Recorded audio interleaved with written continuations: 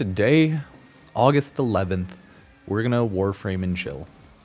Nothing super serious, maybe make some videos, shorts, take a look at some things, maybe rebuild a couple weapons, make a couple videos around that, I don't know. I do want to take a look and fully build up my, I think, Lex Incarnate. Ooh, there it is. Sorry, I forgot. I can't search Lex Incarnate. It has to be Lex Prime. Or just Incarnate. I want to build this up because it's a good weapon. But I could make a video on the Boltor, because I do have my Boltor Incarnate build. Boltor Prime, sorry. Tell us Boltor, also reasonably a good weapon. And probably the one people would prefer to throw on, let's be real. Seeing how it's like the crit weapon, right? Boltor Prime's status, that one's crit. But hey, you can always just mod it anyways. Especially with the Incarnate and stuff, right? Increase base chance by 14. I have the Nataruk, what should I go for next? You can do many things. Can you have two Incarnates of the Boltor? Yeah, I think I should. I think that's probably the good idea to do. Just because it'll be fun having a insane red crit Boltor, you know? And I'm kind of curious how it builds out differently, if it's even worth building out differently. Oh, the Dog Days missions are highlighted in blue. I didn't actually realize that for a while. But yeah, you can farm as many Incarnates for every version that you want. So I could do that no problem, for sure. Yeah, welcome everybody. Joker, Funny, Ryan, Coke, Brandon, Machine. Hey, welcome. Yeah, like, obviously, Boltor Prime's still a really strong weapon. But is the Boltor, Tellus Boltor, better overall? I think it probably is. Because it also has the Tellus Boltor effect, of course. But it does do 30 damage compared to, I think, like a Boltor Prime's total damage, but it's 50 with Incarnate. Kind of curious. Yeah, the Nataruk, what should I go for next? Yeah, really whatever you want. There's a lot of great weapons, right? Cedo Prime, Exceltra. All the Incarnate weapons individually, the Kuva weapons. Some Tenet weapons, Tenet Archoplasmor. If you want to farm the Coda Liches, like Coda Bass Assist is pretty awesome. I do have the item ready to claim. I should really just re-download. Let me stop being bad. Let me download the Warframe Arsenal app. I'll do it. Warframe, okay, my bad. Gotta go to the App Store, huh? I guess it'd be the Google Play Store.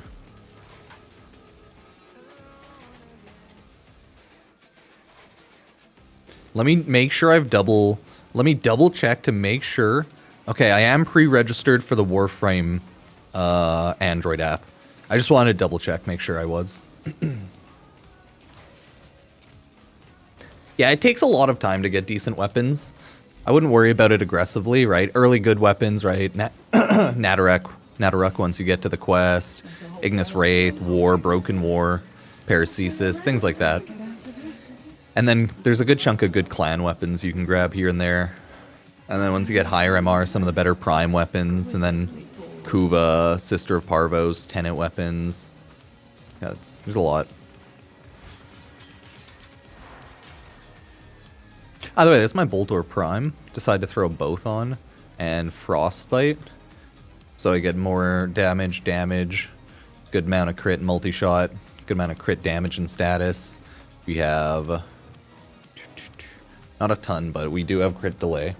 Because it is only at 26% base crit. That's why, like, Tellus Boltor is almost double that, I think, at max. If you Incarnate it. So it's like, ah, cool.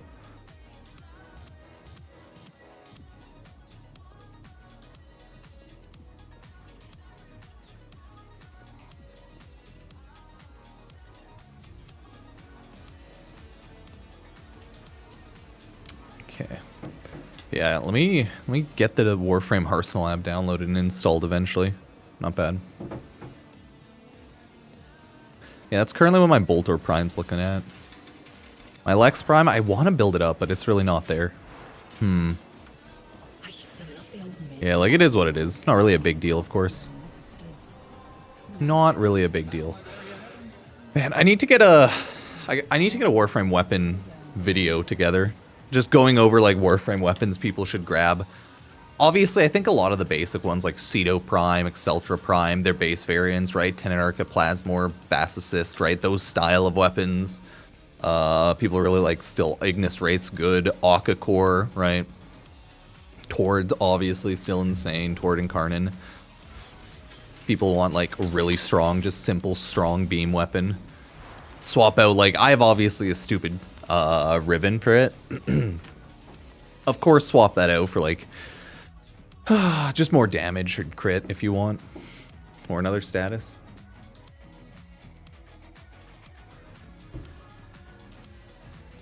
Oh yeah, dual Coda Tox Assist. Torxica, sorry. And the dual Tox Assist Incarnate are also great. I have built these up decently enough. They are really strong, right?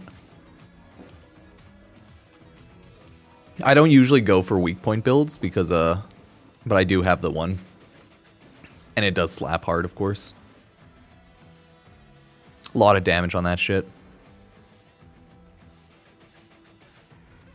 Because you swap out your multi-shot for galvanized crosshairs. Maybe throw on damage with Gunslinger instead of lethal torrent, right? But other than that, it's like the same. You can also throw on, instead of merciless, I think, spec into a different type of thing. But my only damage is merciless and shot there. So I don't want to swap that out there. There's a lot you can do in the game. A lot of different builds like that.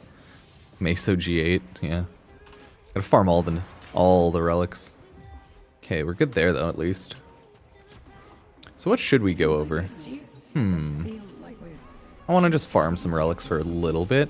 It is 2x weekend this weekend again, so remember to get farming there if anyone needs to. It's always important. How do you farm up endo? There's a lot of different ways. You can try to speed farm running missions, speed farming the statues. You can do all your weeklies for endo. You can do different bounties for endo. And then there's like certain more meta farms, but I haven't gone out of my way to farm a lot of endo. So I don't know what technically the best is. Probably still like, I think, Rthum Arena meta farm. And what is it? Endo counts as a mod, so you have to like throw on mod drop chance and mod boost drop boosters, right? Something goofy like that. So like you still go to, where is it? Yeah, Void Unoi, Yam, Naki. You go to like Yam, Void, yeah, you go to Rthum Arena there. Get a whole group together. It's a pain, but you can do it. I don't know if people still do that a lot, though, to be honest. It's not MR 17 yet. Takes a lot of time. I mean, to be fair, a lot of us have been playing Warframe for a very long time. So it's like, I mean, if you just want to level fast, you can just do, like, Sanctuary Onslaught, Elite Sanctuary Onslaught.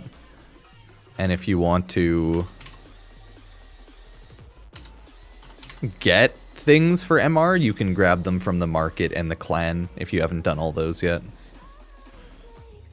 Let me just tweet out that I'm streaming and then we'll get to running some missions. And then we'll make some videos.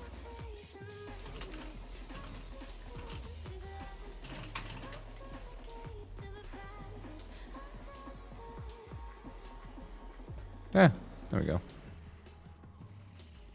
But yeah, we can farm a little bit of relics because I actually do need to just get a little bit, just like a little bit of ducat fodder. I totally ignored Barrow's item. I don't think I ended up buying it on Friday.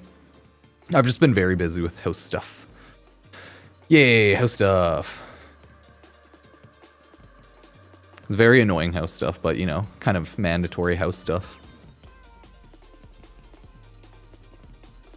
You know how it is. To live in places, you gotta like do things a bit. I gotta take care of it. Yeah, so you can always go there to farm endo. I just like running like casual bounties, but yeah. I don't understand why go to weapons for MR17. Well, everything's going to be more new high level things are always probably now going to be more based around MR17 and 18, slowly going up. Because, you know, that's like the Warframe leveling system. It's just how it is. There's a lot of people like endgame players and certain players who think that the MR level requirements are too low on certain weapons, right? People think that it should be like a lot higher now because it's purely like your account level. And it's looked as like, oh, if you don't have a high MR, you know, you probably don't play that much, probably like don't know what you're doing, etc., etc. But a lot of people just like don't care about leveling certain random weapons they'll just throw away. Yeah, so it's a whole thing. Yeah, primed sure-footed. My Protea's feet are so primed. Okay, let's take out the dual Torxicas for a bit.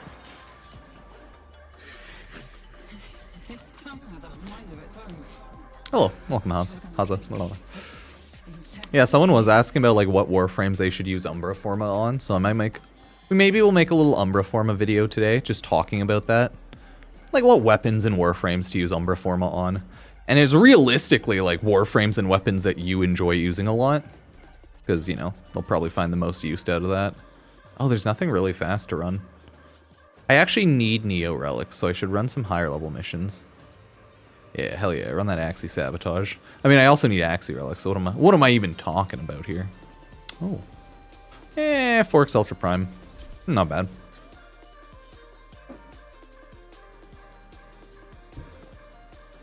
Yeah, Protea's so great. She's just an easy, simple murder frame. She's not as insane as like something like Dante. Yeah, like dual Torxicas are decent. Not the most insane until you throw on the weak point damage. And I need to like build kills with these. But the weak point build slaps. It's like half the weapons I have, it's just a casual build on anything. No specifics.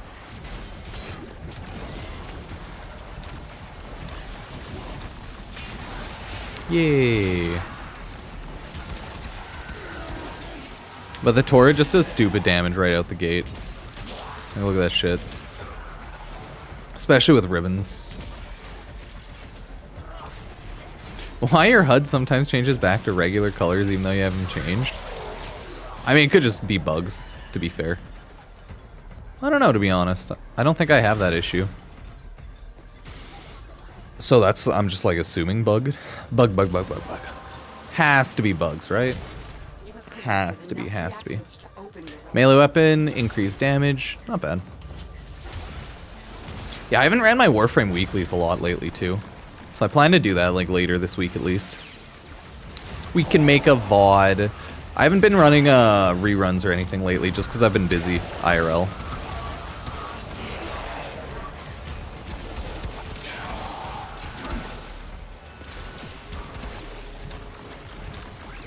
The reactor's going into stasis. No. Coolant cell extracted. Fuel cell reinserted. When the reactor is restarted, this will trigger a meltdown. Yeah, you still have to remember to throw down your shield balls a lot with Protea. Oh god, that's why they're all shining white. The reactor has gone critical. I turned this on purely for a video quickly. Forgot to turn it back off, I think. Beware, Tenno. This ship is experiencing reduced gravity and magnetic anomalies. Oh, it's in video. Okay.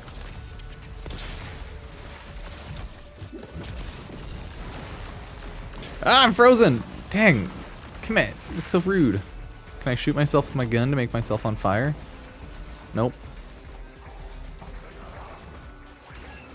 Sorry, the accessibility option to turn off the highlighting really slowed me down. Maybe, sorry, the video option, I should say. I think it was an accessibility under the video tab, but either way.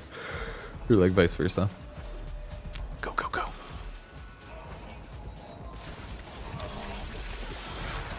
Yeah, like we're good. We have the reactant.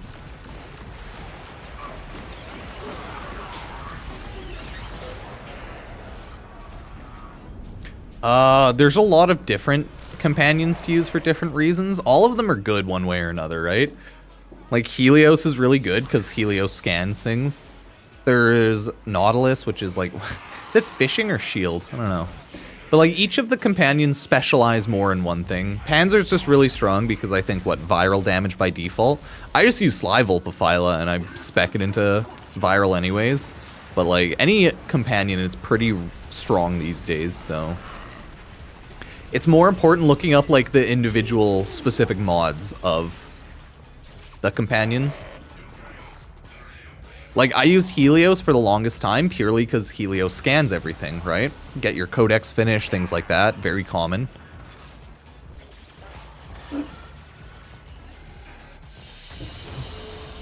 So there's a lot of things like that. Foe, so you conquer yourself. But there's a ton. I have to always double check. Try to remember what all the different companions do because there's a handful. Oh yeah, Nautilus is CC. Yeah, like there's always something. I just can't remember with all of them at this point.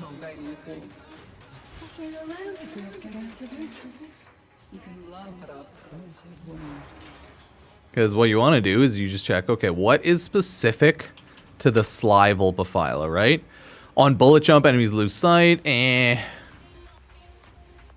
I have devolve into larva form when down, regains true form. Your kills reduce enemy accuracy against Warframes 20%, right? I just like the Sly Vulpaphyla, and it's a strong companion. Cool, right? How I have my Sly Vulpaphyla build is just Heat Slash. Yeah, okay, I don't even have a viral on it. Don't even have viral, but if I felt like it, I could throw viral on. Throw on Frost Jaws over something.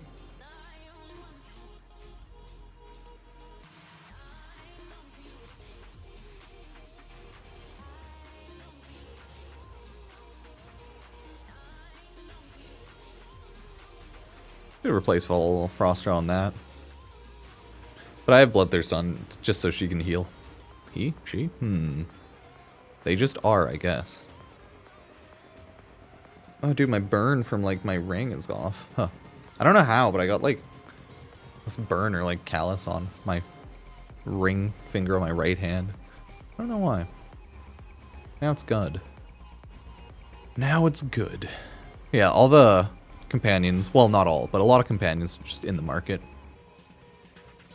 Right, Carrier Prime is just good in general. Just a cool beginner frame, or, sorry, one. And it's for getting, I think, ammo, right? Middle of Pulse Wave to break open loot crates. Carrier will attack first visible enemy. Yeah, I mean, like, that's just the regular old attack. I just don't have attacking on.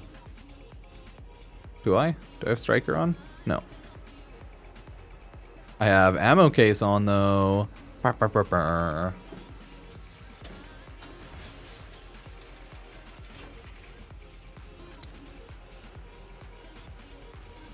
Right? People really like Panzer Vulpaphyla because Toxin Claws.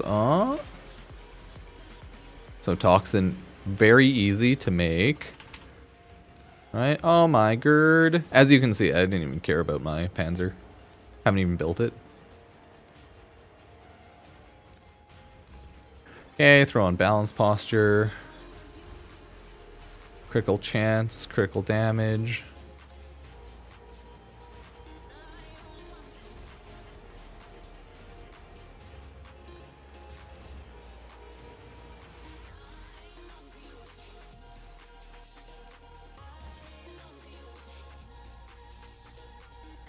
I don't need those two, but I should have a better one.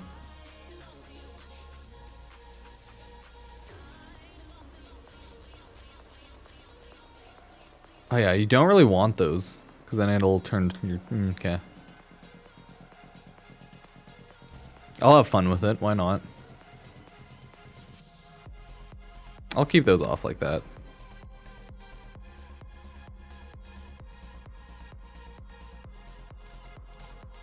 Yeah. Yeah, okay, I guess we'll just keep them there. Unlocked Kel, and I was looking at these Archon mods. Are they niche mods? Yeah, pretty much. You only use them because they cost more if you like the specific secondary effect and if it actually has purpose for your frame. Right? Because, for example, the only reason you would ever use something like Archon Vitality is if your abilities do heat damage, right? Other than that, you would never use it. Because you would just use Vitality. I have a shit, like, very bad build for Temple, to be honest. Right? Umbral Vitality? No, you just use regular Vitality. Because it's just cheaper. So, essentially, yeah, you only use it for the secondary effect. No reason other than that.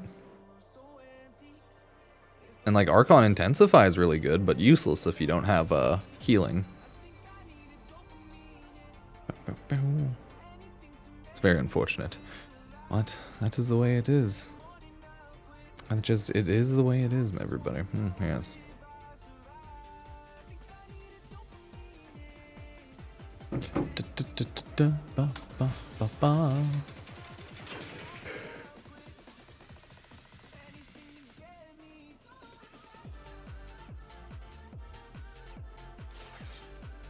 Yeah, it takes time to unlock all the things like Helminth.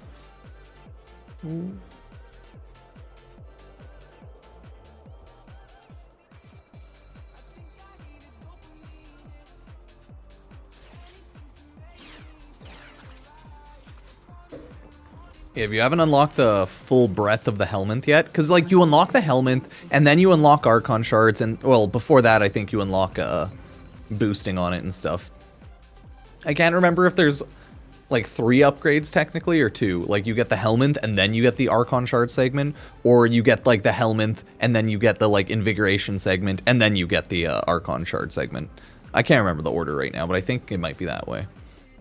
Either way, once you unlock all your Helminth stuff, you invigorate Warframe weekly, so you can just give one of these random Warframes a buff every week. Once you have all the like unlocks and stuff, you can slowly eat Warframes into the Helminth and give them one of the Warframe specific abilities. So for example, if you consume if the Helminth consumes Zephyr, you can then put Air Burst on any one of your Warframes. And it's actually not the worst CC, but it's not the best. It's not like Vauban CC. It's just like a better short-term CC and then shoot with Exceltra type of deal. Anyways, Aqua Blades is what happens when you consume Ureli. Very delicious Warframe, okay?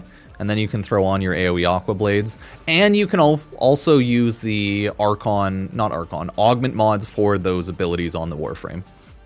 And they're still affected by like strength and stuff, but usually they are reduced, so they're not like quite as strong.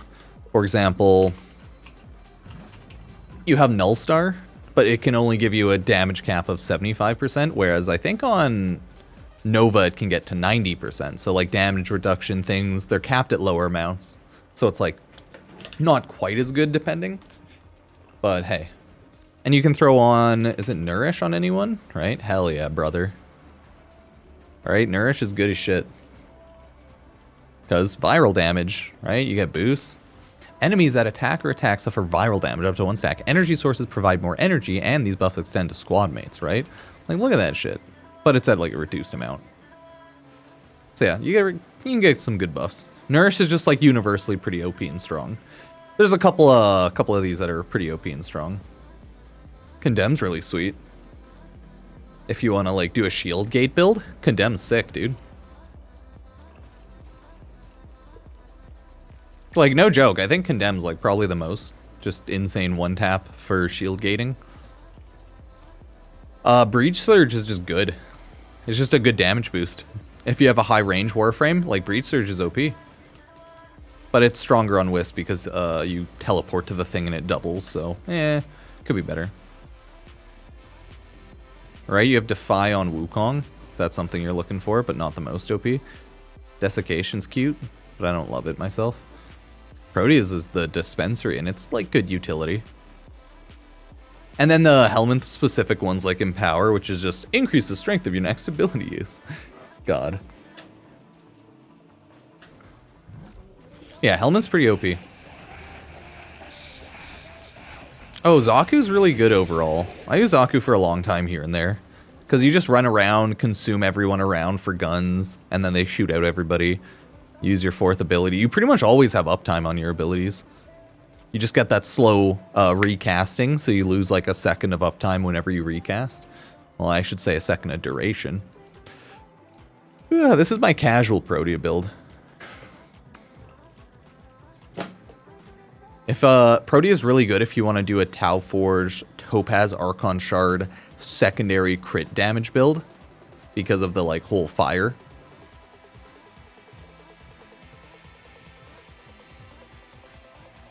So if you want to do a niche Tau Forge, Topaz, Archon Shard build, very specific heat damage one, you could do that. You can also do that on like Ember, right? Very good frame to also do it on. And just, you know, fire frames in general. You could probably do it on Flare Lizzie as well. Like, I guess Lizzie's the guitar, but she does fire damage if you can choose the fire damage. I don't know if it affects it the same, though. But hey, Flare does heat damage, so should work. Temple? Temple. That's the frame. Look at me calling the Warframes by their human names, not their clanker names. Oh, God. I love it. Are there Warframes? But they're people now, too. My God. I love it. Clanker has definitely become a very popular vocabulary word in this past, like, handful of months. We're back, baby. Back for more Star Wars shenanigans. Kurilevo is really strong, yeah. This is my cash build on ya, boy. Ah, one sec.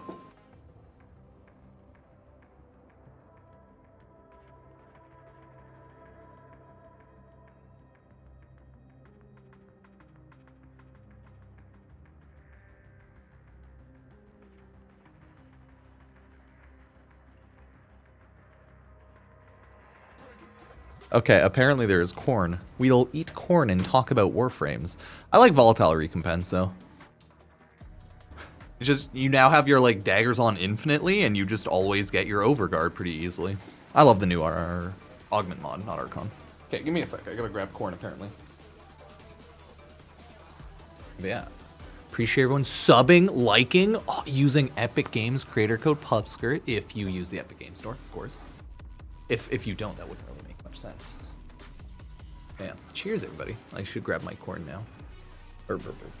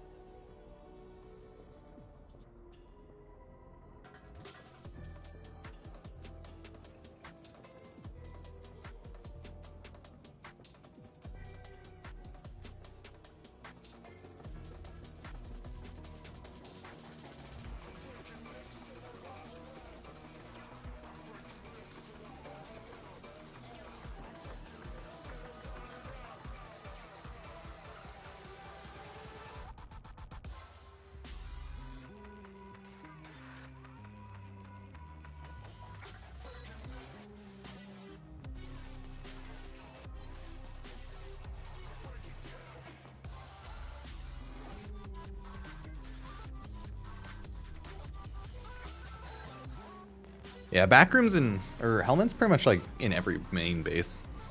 Since it's like two that are the orbiter and one's at the backroom. Because it's like a fully functional main base, right? Anyways, I've acquired corn. Thoughts? Yeah, that's some corn, all right. Yeah, Kurilevo, good frame. One of the frames you should probably use, you don't even need to, but hey. You can use the Umbra Forma on him.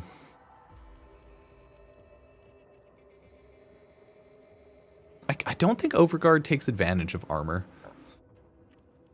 Do any of his abilities based on health?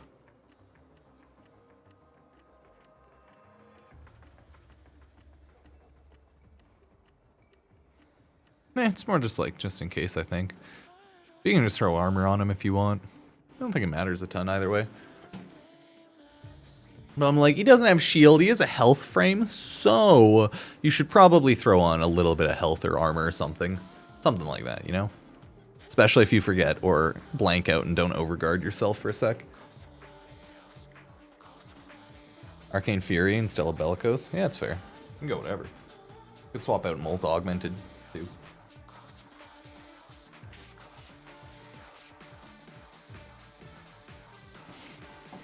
Because, yeah, Fury's good on all melee frames, right?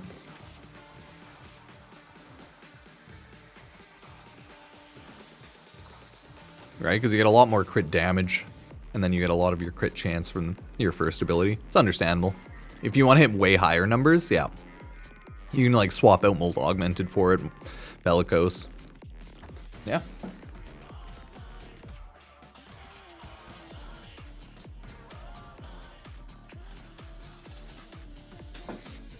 Yeah, usually. Because of volatile recompense, you're usually fine. Sometimes, though, yeah, you just don't see an enemy in time.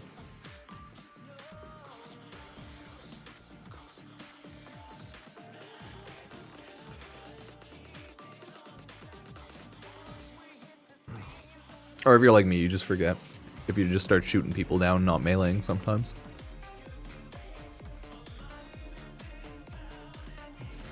I just want to double check, is Overguard affected by armor? I don't think it is, but I just want to make sure.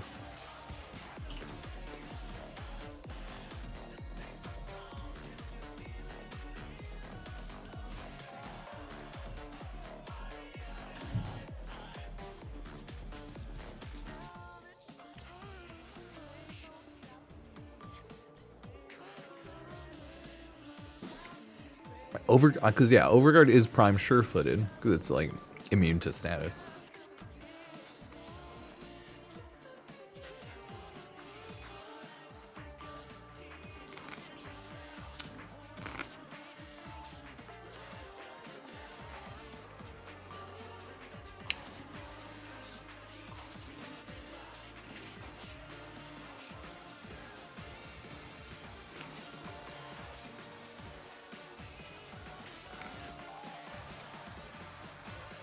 Yeah, okay, it's not affected by armor still. Okay, I'm not crazy. Naturally, damage redirection works. Makes sense.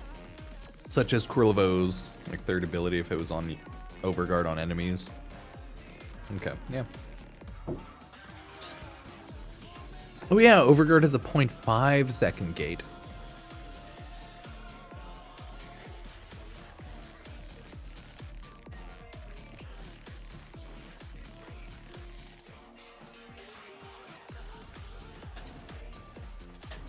Oh, I like my fourth ability. I just like AoE slash status effects.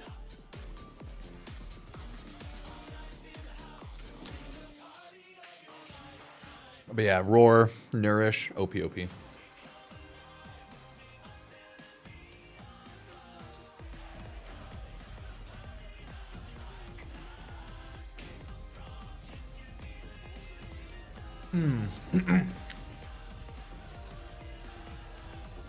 I don't know if there's a hyper-specific best Warframe for Mesa.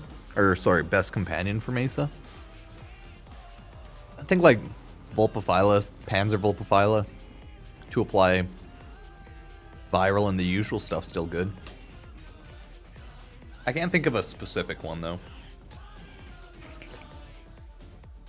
Maybe an energy gain one. Nautilus to CC them together. I don't know.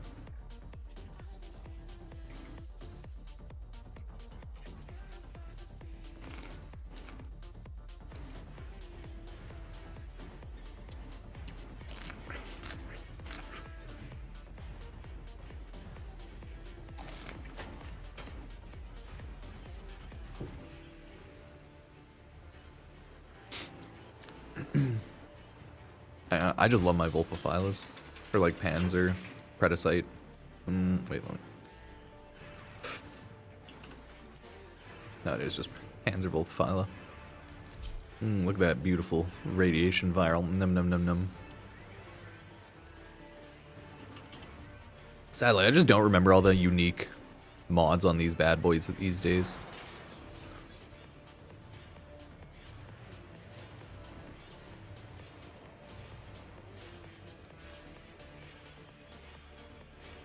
Yeah, okay, I can see crowd dispersion for some defenses on her.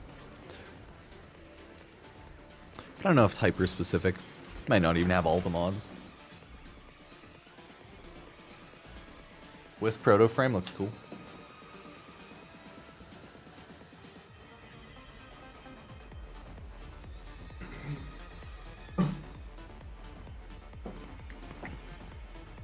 I don't even know what to expect out of the new focus changes, to be honest. Or if it's just more focus trees with an ultimate and then like passive buffs.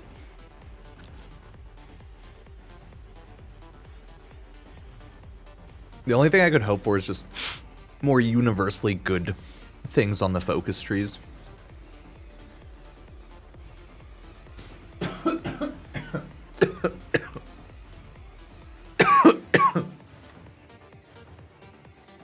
Yeah, I have no idea, to be fair. All the focus trees are decent one way or another for their specific niche, but there's just like better ones for universal chilling gameplay and whatnot.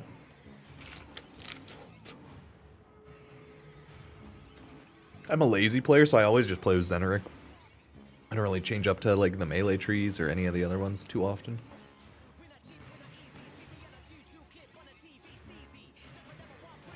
But hopefully new ultimates give people a interesting, fun reason to change and try out the new ones. All the other focus trees, I should say.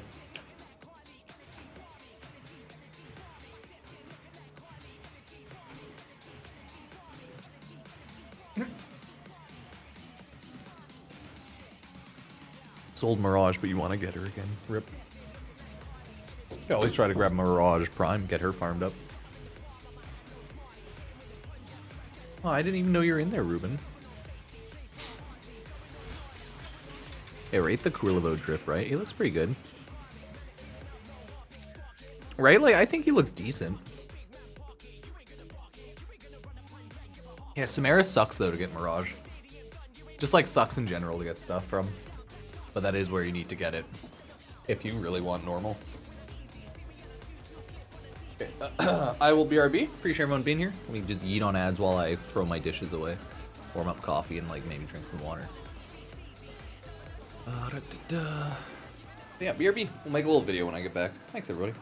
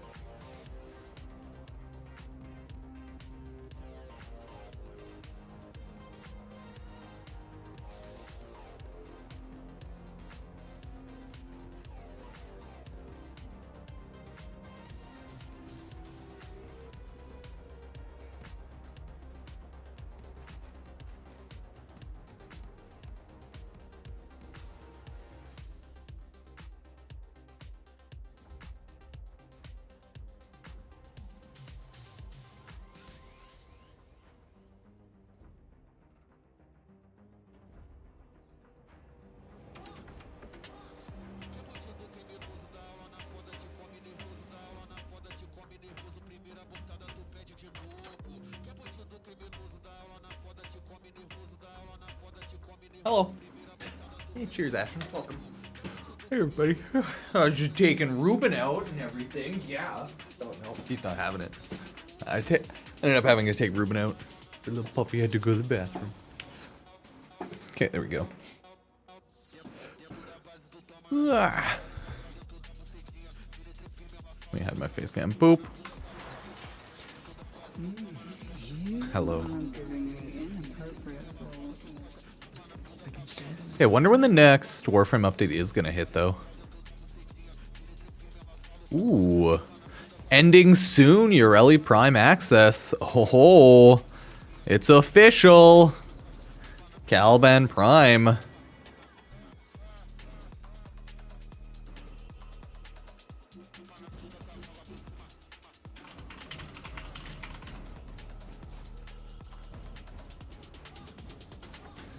Not too shabby. Okay, not too shabby.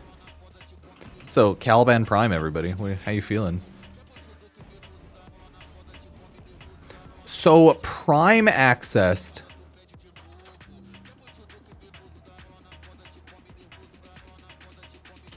is the paid Warframe stuff, right?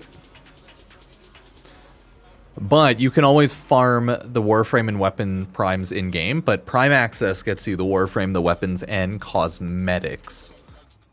So it's like more.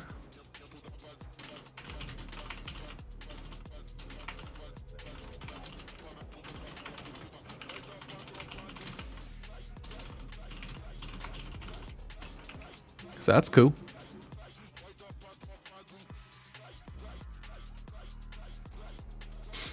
No, nothing. I'm just chilling at home. But yeah, Prime Access you have to pay money for. Prime Resurgence, though, is also another thing you can pay. It's brought back pretty much Prime Access. But both also have their free routes to just farm things in-game, so it doesn't really matter too much. But if you want to buy those premium cosmetics, those sweet boosters, yeah. Oh, I turned off the face cam. I want to make a video talking about Umbra Forma. Okay. Very important topic, Umbra Forma, you know?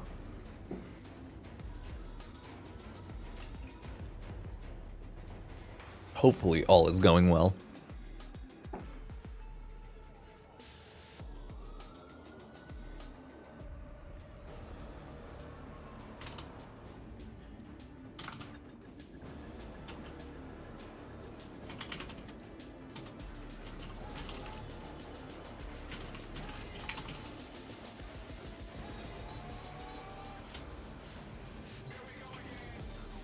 Yeah, did y'all see the Prime, sorry, not the Prime time, the dev short last week? Warframe, I don't know how they did it, but they broke their dev short config after TennoCon completely. And each time it's getting somehow progressively worse. I don't know what they did though. Yeah, Warframe is generally just a very confusing game to get into based on kind of how it works. It's just a long game with a lot of MMO style systems, and you just have to like figure them out slowly. Fun times. Yeah, no, I need more relics there. Damn. Gosh darn it. Ooh, lift defense though, not bad.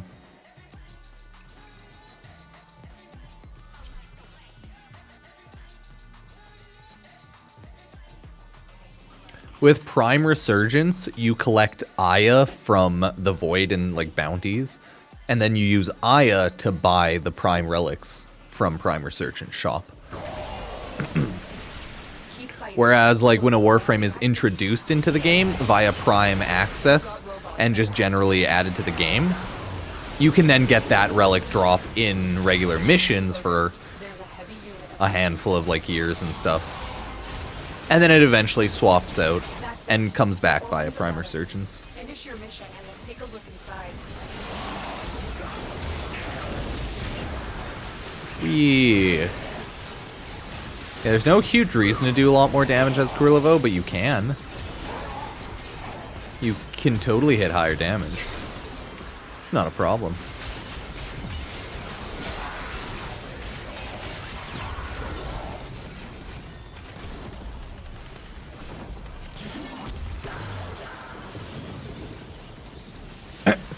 Crunchyroll has partnered with Delta Airlines, so now everyone during your Delta Airlines flight, you can watch some sick anime. 50,000 plus episodes and films. That's meaningless. I need to know how many individual titles, okay? Episodes and films. Psh. God dang, Naruto and One Piece are thousands of episodes right there. Like, come on.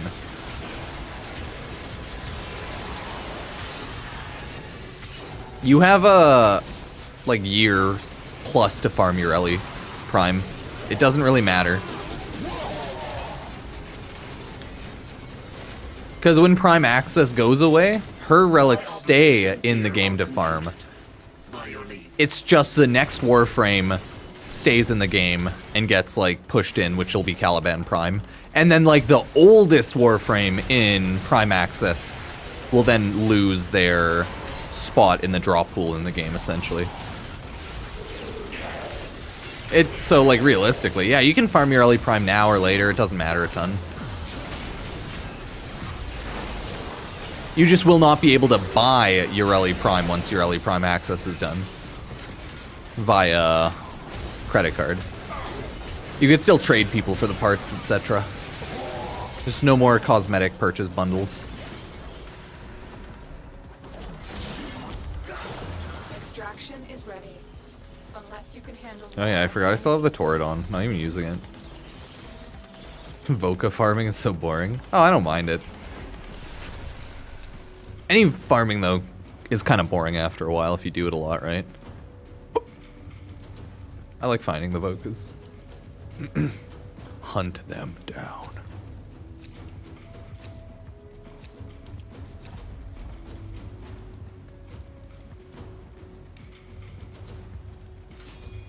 Aw. And so we learn the importance of clarity and purpose. I mean, 10 echoes isn't even that bad. If you just remember to use your AoE thing and you have the Orc and Eye equipped, you could find them pretty well, pretty consistently. But yeah, the highest tier unlock ones can be kind of a pain in the ass. To be fair. To be fair, yeah, that's understandable.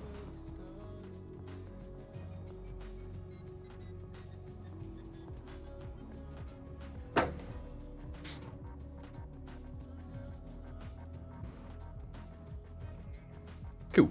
Oh yeah. Sound the alarm, Caliban Prime coming soon.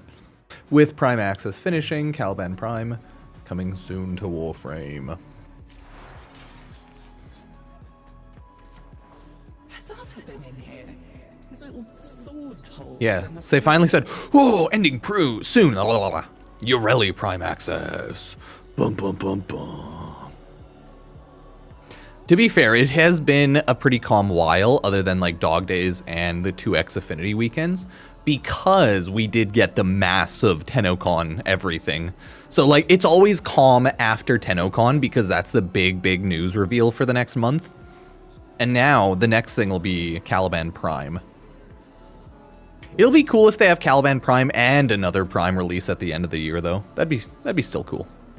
I don't know if they will, but we'll see. We will see, okay?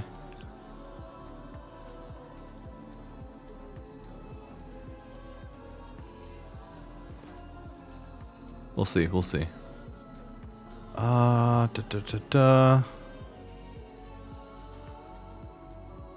I wonder if I'll have fiber internet in my new place when I moved.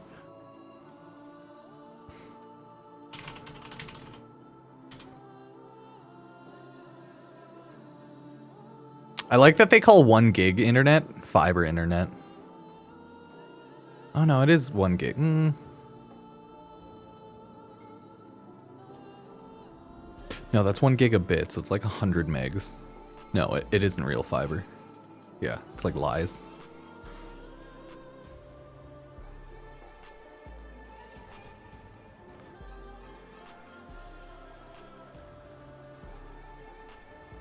Because, like, my speed test, I get, like, 200 megs up.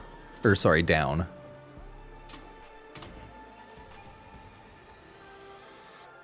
I could get, like, higher, but I'm like, well, there's no real point. Do I have 200 or 100, actually? Let me double check.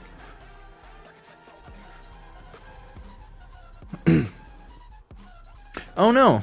No, I guess I do have, like, real fibre. No, I have 938 Mbps. Okay, good enough. We're good.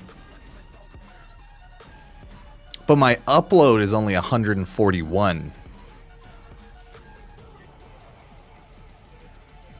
I'm not showing my IP and stuff, but give me a second here. Okay, no, I do have fiber, but it could be better fiber. Is it true fiber, though? I don't know.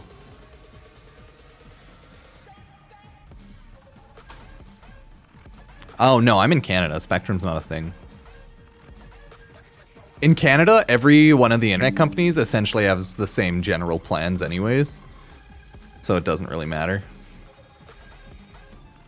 Yeah, that's what I thought I had.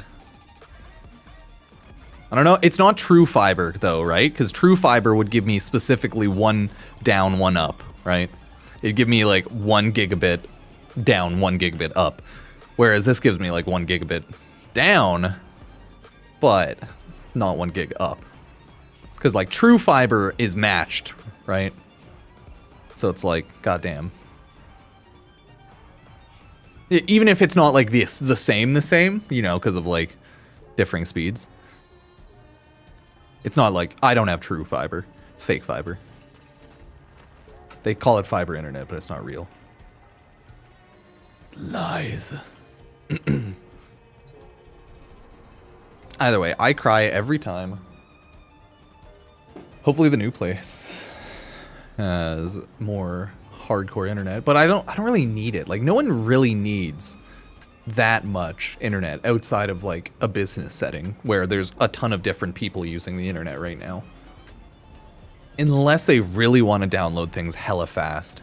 Like, hey, I get it. Hundreds of gigabyte games you want to download hella fast. But, like, most normal humans are not using that insane upload speed. And, like, already at, like, 200 upload, that's, like, already pretty fast for me. But it would be nice if I could instantly upload videos to YouTube. But yeah, I don't think we have a lot of places with true fiber. Maybe my next house will have true fiber. Because I saw the house and I couldn't find any, like, coax cable inserts. So I'm like, maybe, does that mean it has fiber? Or does that mean... I found 0 coax, so... Does that have fiber in the lines? Does that mean I'm good? I don't know, man. So I'm like, there's no coax, so maybe it has fiber? But, like, is fiber just overpower? Yeah, I know fiber's, like, itself is like a small glass cable. I just don't know how it's given through the house. Because I was only seeing, like, power ports. So I'm like, is it just, do they work with it splicing it in with the power? So it's like fiber over power? I don't know. That's why I need to, like, go to the internet provider and be like, hey, I'm moving. Am I fucked? What's going on?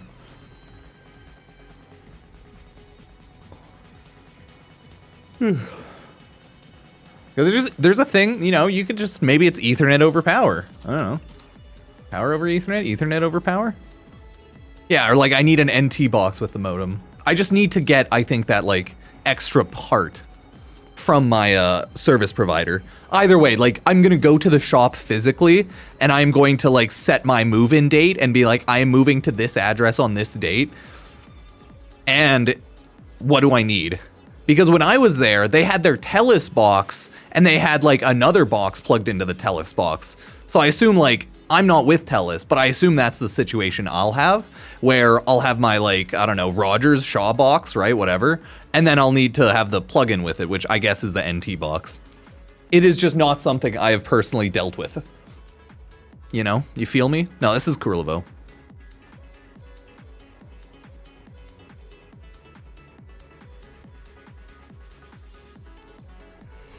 Either way, I imagine it's zero issues. I just have to go to my service provider and be like, hey, moving in this state, I need this. And they'll be like, yeah, okay.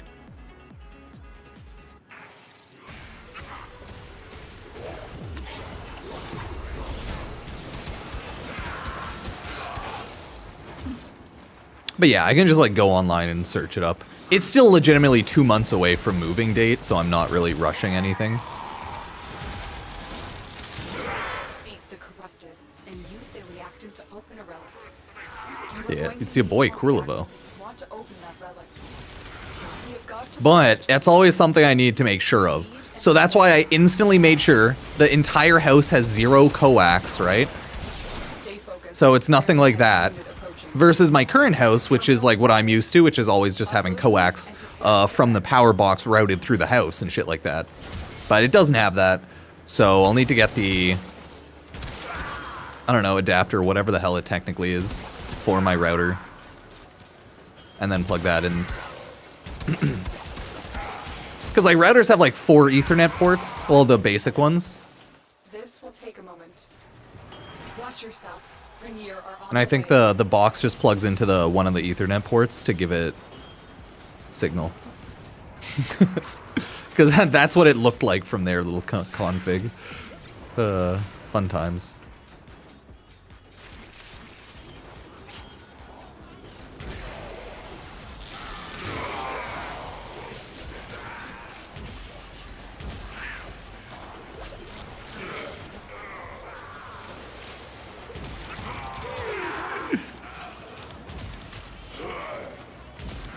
Hey, modems have like 4 inputs now. It's fine. Same but different, don't worry about it. We use words interchangeably, sometimes a little wrong here, and we just have to know what we're somewhat saying. It's the way. It is the way. The relic has been cracked open. Finish your mission to find out what Yeah, modems and routers are interchangeable. They're one thing pretty much for most people now. Your modem is your router and vice versa.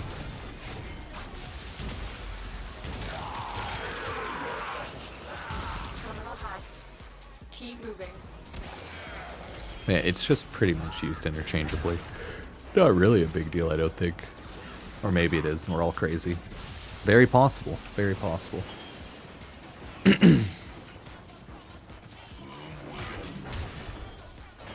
But yeah, most things are just the same now. I don't know how it is in America. I can't really speak for America. I can only speak for my Canada. I don't know how shit works over in America land. Here is a terminal. But I haven't required a separate router for my modem since like 20 years, my dudes. I'm in, Tenno. They've usually been interchangeably the same thing, built as a, you know, the same thing. Because cable companies don't want to give like 2 things. But yeah.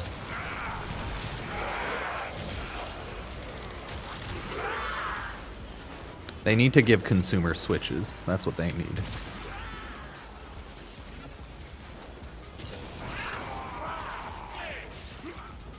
But I don't think most cable companies actively wanted to do like, we'll have a modem with 0 routes and a router.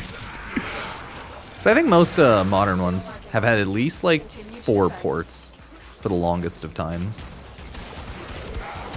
But I've only, you know, it's been a long time, so I wouldn't really be able to say. I can't go back in time and look at my like old dog shit, ancient computer, beige computer and CRT monitor type of like setup. I sadly do not know the specifications of my old setup back in the day. No. How was my internet routed when I was 7? No. We are finished. But it was also different probably in the old, my old house, old province compared to this one. Since in a lot of places there's a lot of very regional differences between each province in Canada. Location reached. I'd assume the generals would still be the same, but hey.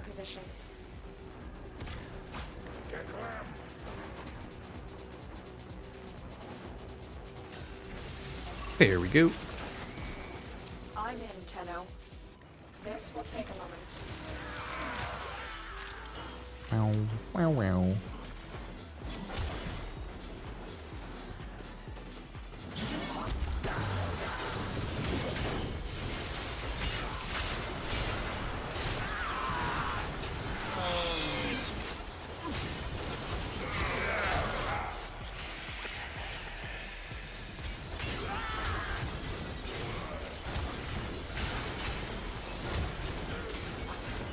Stay focused. There's a heavy unit approaching.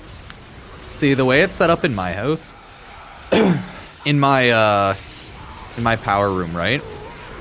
I just have my coax there routed to a bunch of splitters into the coax throughout the house. I'm not sure how it works in America, but that's how it's set up here. And then you just plug in your modem right to the wall via power, and then you plug the back of it in via coax, and then you're good. But the coax is routed from like the cable company into your house, if it's set up that way, and then routed through your house. And you have the cable company box, which is outside your house, which only the cable companies have access to. The odds were against us, Tenno, but we did it. Which then routes it to like each of the houses. I'm detecting a large security force heading your way. Yeah, I don't know how other places have it set up, but that's the general setup in our area. And a pretty common setup for most of the areas I've lived in or seen in Canada. But not the only one. But that is like the most common.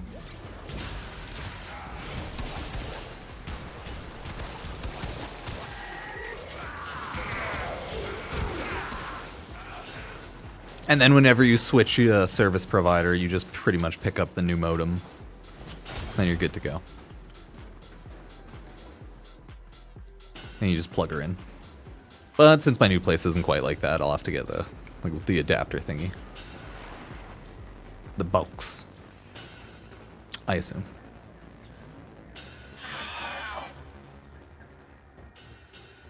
Which, hell, maybe it'll be slightly better. I hope it's stable, but if it's not stable internet, I'm just gonna cry. I'll go to my cable company. I'll be like, listen, motherfucker. Your will was greater. This is good. Please. Please. Please.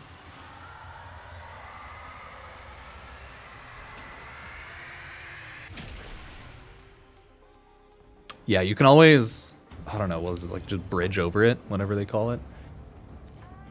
You plug in your, you plug in the modem you want to use into the cable box modem. Or you can do it a different way. Then you actually have to like configure that and not mess it up. Can you imagine not breaking things?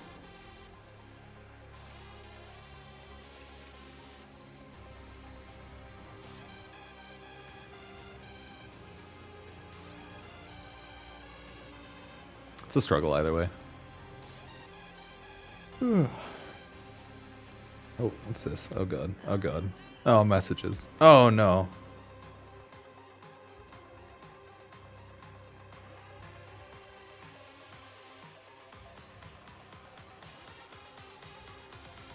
Okay, nothing. Nope, everything's chill. Nothing's actually on fire. Ah, good. Good. Calm things. Nice, nice. Yeah, either way, I'm gonna get all my stuff, my like house stuff figured out in the week or two that I move. Because like obviously once I move, then I'll have to change my address for literally everything. That's the worst.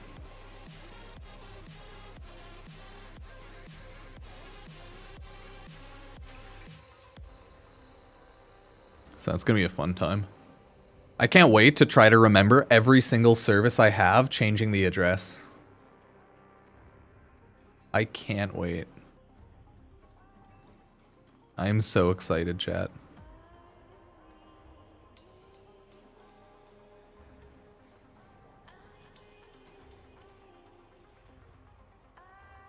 Yeah, how many Hero chassis does everyone have? I'm sitting at 2,200 and something.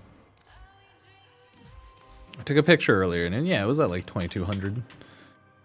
Ooh, almost at 2,300. Hell yeah, dog. That's not bad. That's not bad. Yeah, it mainly sucks. I have to get like a new license. I gotta change my business paperwork, which costs like hundreds of dollars. I think it legit costs $400. Fuck. Yeah, my insurance. Everything's a little expensive. Not fun. I miss pubs. Oh, I miss pubs. I don't suppose you've ever been in a pub. This place is insane. Too new to pizza. I'm trying to think, how many Warframes use only health these days? And there's only like Nidus, Kurlevo, Inaros, right? It can help on Kome. It can help on like no, Zaku. Because of the way the kit works, I think it helps on Zaku. Yeah, like Umbral mods are really odd nowadays in Warframe. They're kind of best for melee and then like mid for everything else. Using Umbral Intensify makes sense because it's just an overall boost. But other than that, like you don't really need health, you don't really need armor. I think armor affects shield, but let me double check on that. I just know it doesn't affect overguard.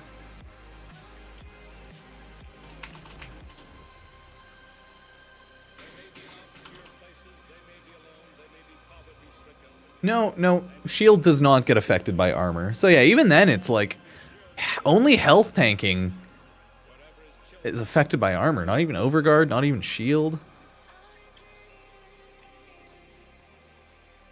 But shields have a built-in, right? 50%. Yeah, okay, that's why. Doesn't affect armor, but built-in 50% DR, which is really weird. Yeah, shield is still like a useless thing for the most part to build up outside of like Hildren.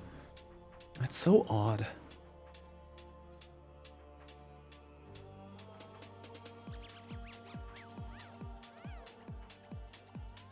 I was hoping that armor would affect overguard or shield, but yeah, no, none. Just none. Yeah, the gift Forma challenge.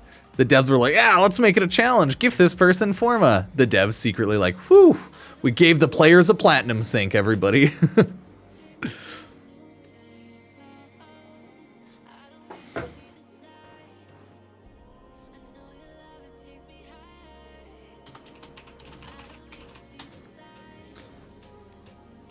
Yeah, because it's only melee.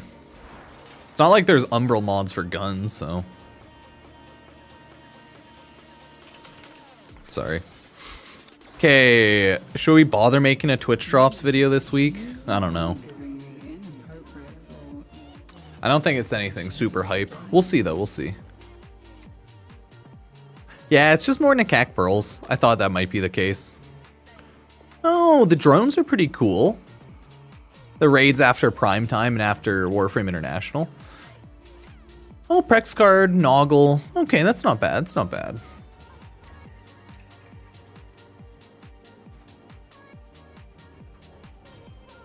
Cool. Good shit.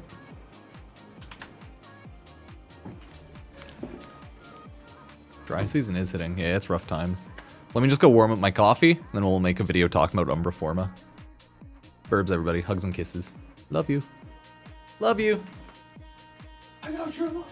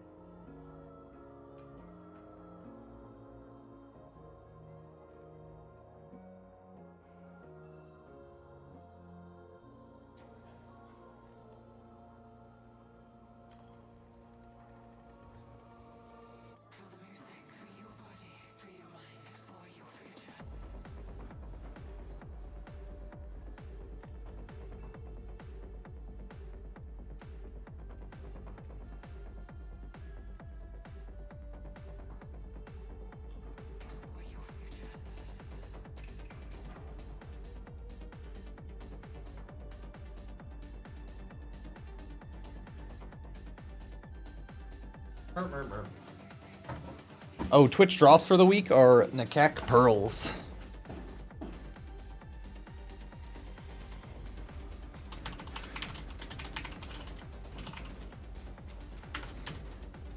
Yeah, I don't think I'm going to make a video, but let me link off to the weekly drops in case people need that. Forums, the Warframe forums. Yay.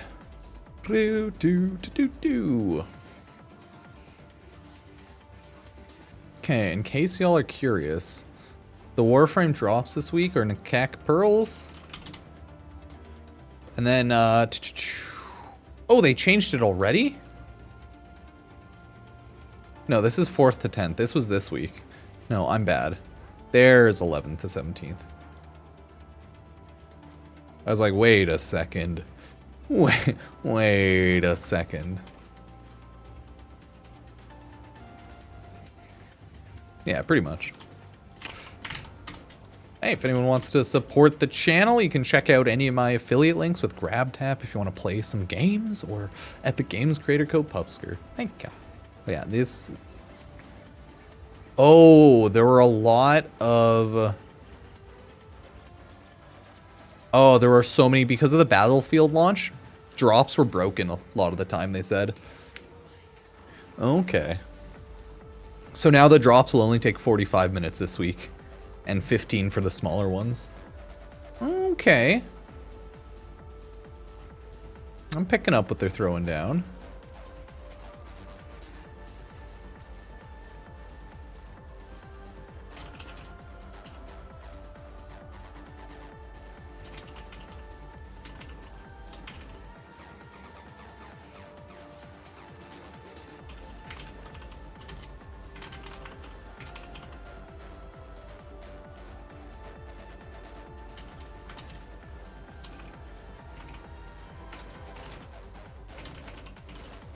There we go.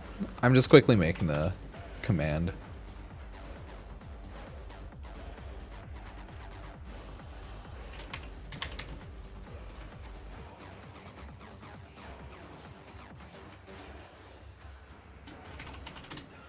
Okay, that's the little updated one there.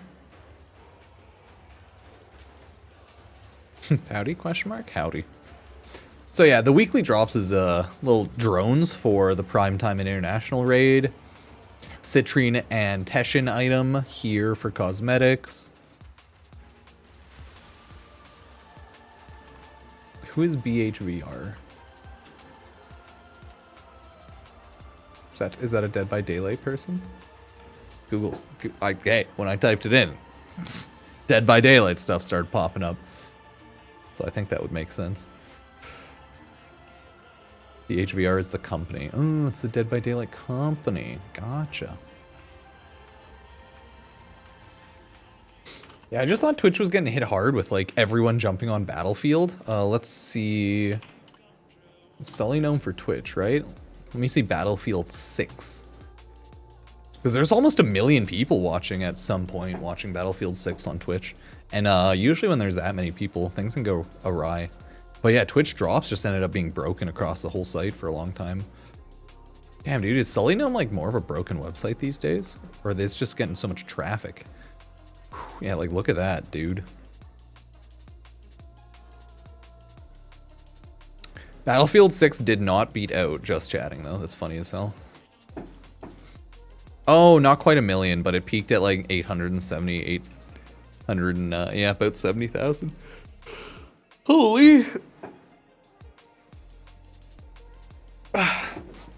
Yeah. And I think after like this day, because it was Thursday and that was when primetime happened, starting like Thursday. So I think everything broke around there. And since that was like when the primetime drops were on, possible some other drops were affected a little bit, like Wednesday to Friday. But yeah, that could have broken a lot of things. At least I think it might have. But yeah, I think things are now fixed. I was having, like, I couldn't get drops and things working on Thursday when I was playing Battlefield, but they worked the next day. So that's what I think happened. And then, like, people are still getting their drops, but it was just, like, delayed by half a day to a day for a lot of people.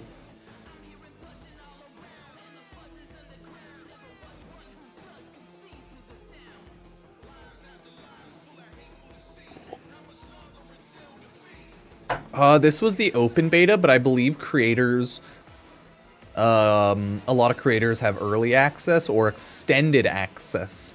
So there's still, like, a lot of people who have access, I think, to the game right now. Because I think people are still streaming it.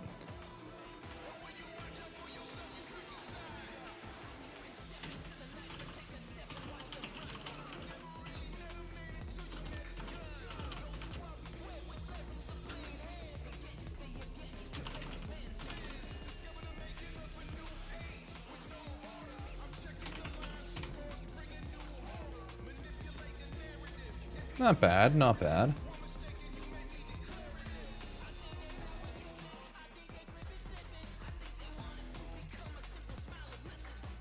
Cool. Oh well.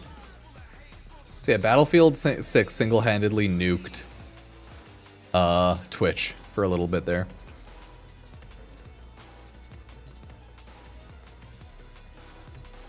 We can do a small video just being like, oh, you're LA Prime soon? Access? Get ready for Caliban Prime. If you don't pay attention to the other ones, you'll be helmet.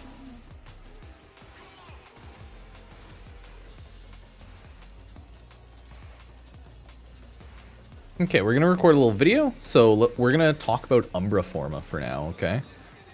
Drops are just for the drops info for the week. You can check the pinned link to the Warframe community post.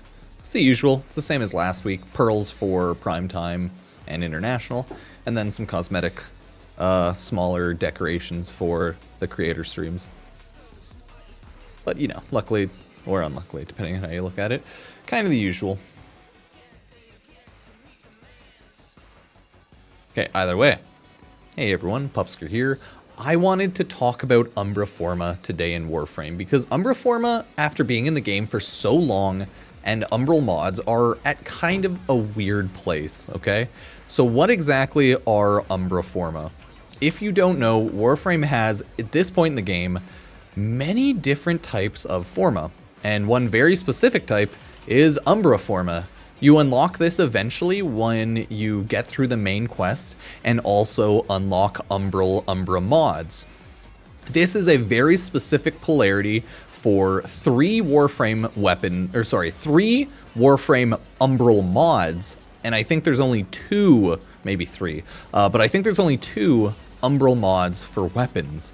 And all you have to do is play through the game, and eventually you'll unlock Umbral Intensify, Umbral Vitality, and Umbral Fiber for your Warframes, where they're a set, so they get stronger the more you have on. And for melees, you also have Sacrificial Pressure, which is an Umbral mod, and Sacrificial Steel, which is an Umbral mod. And don't get me wrong, they're still very good mods, but only during certain niche situations. Either way, those are the Umbral mods, and to apply an Umbra Forma, it's the exact same as any other Forma. You just go throw on Umbra, except you get this little Umbral symbol right there, or Umbra symbol. Either way, those are what Umbral mods are. In order to get Umbra Forma, you can get some usually every season of Nightwave.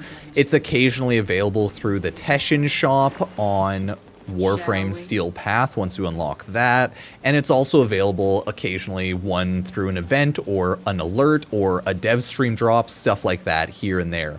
While it was a lot better, cooler, and stronger in the early years of Warframe, Umbra Forma have definitely fallen off in their utility and usefulness in the grand scheme of Warframe.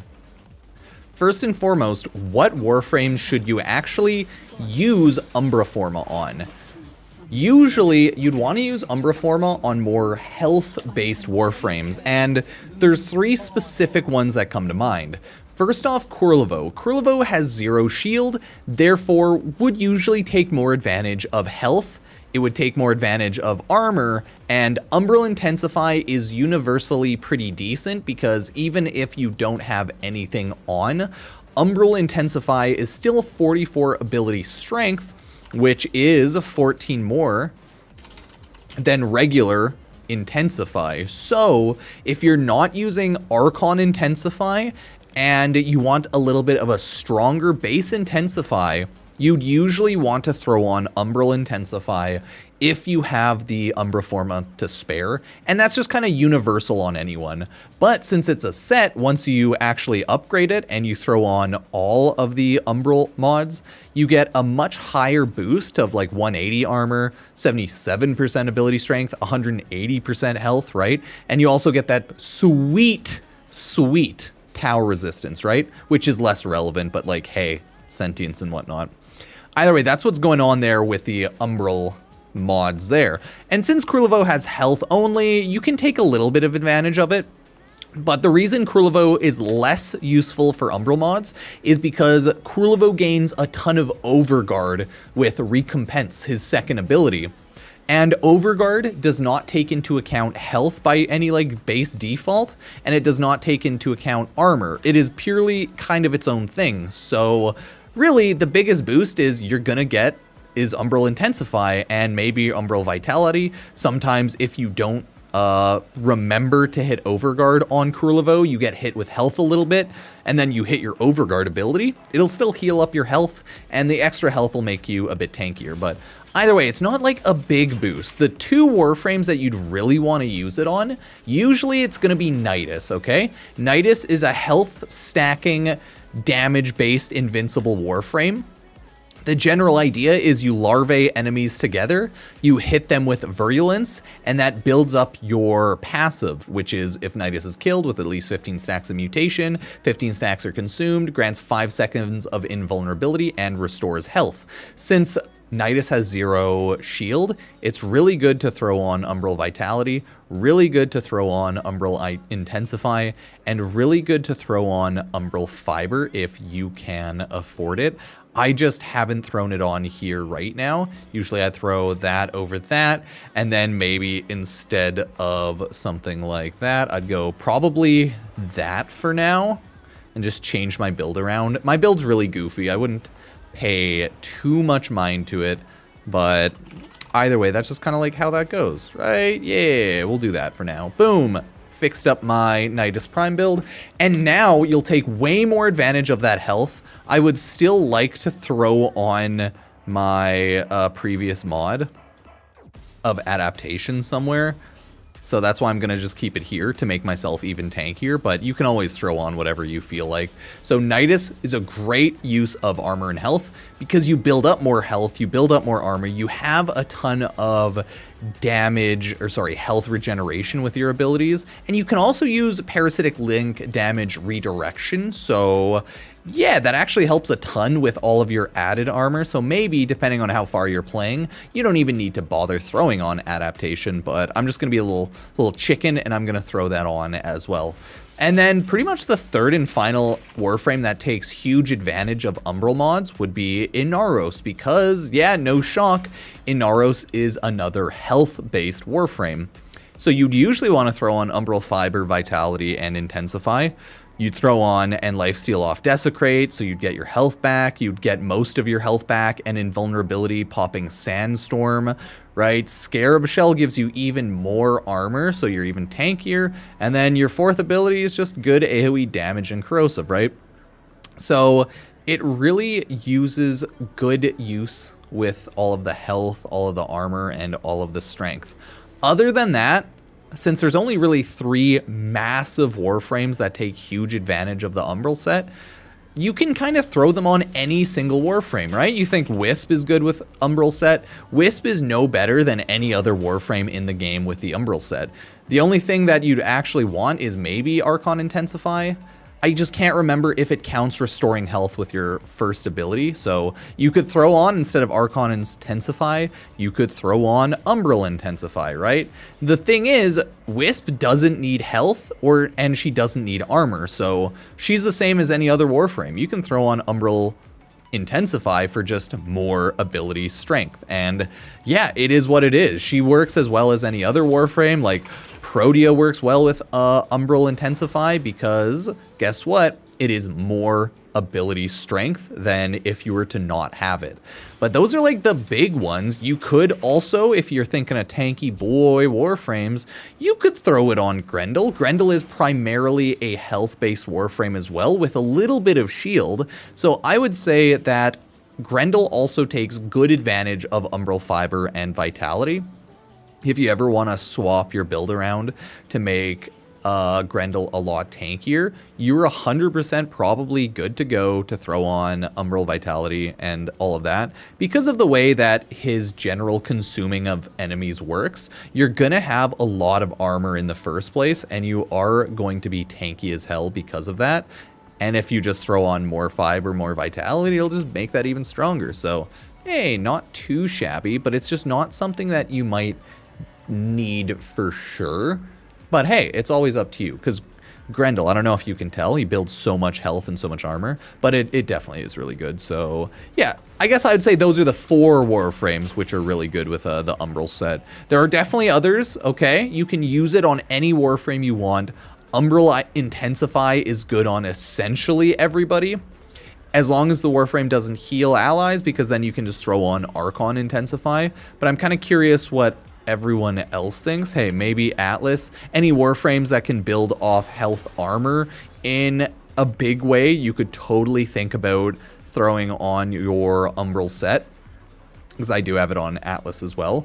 You can totally do that. It's really up to you, but just think, if a Warframe stacks damage or builds well off of health or off of armor, they are a really good candidate for the Umbral set in general, okay? So those are just the general Warframes that I would use those on.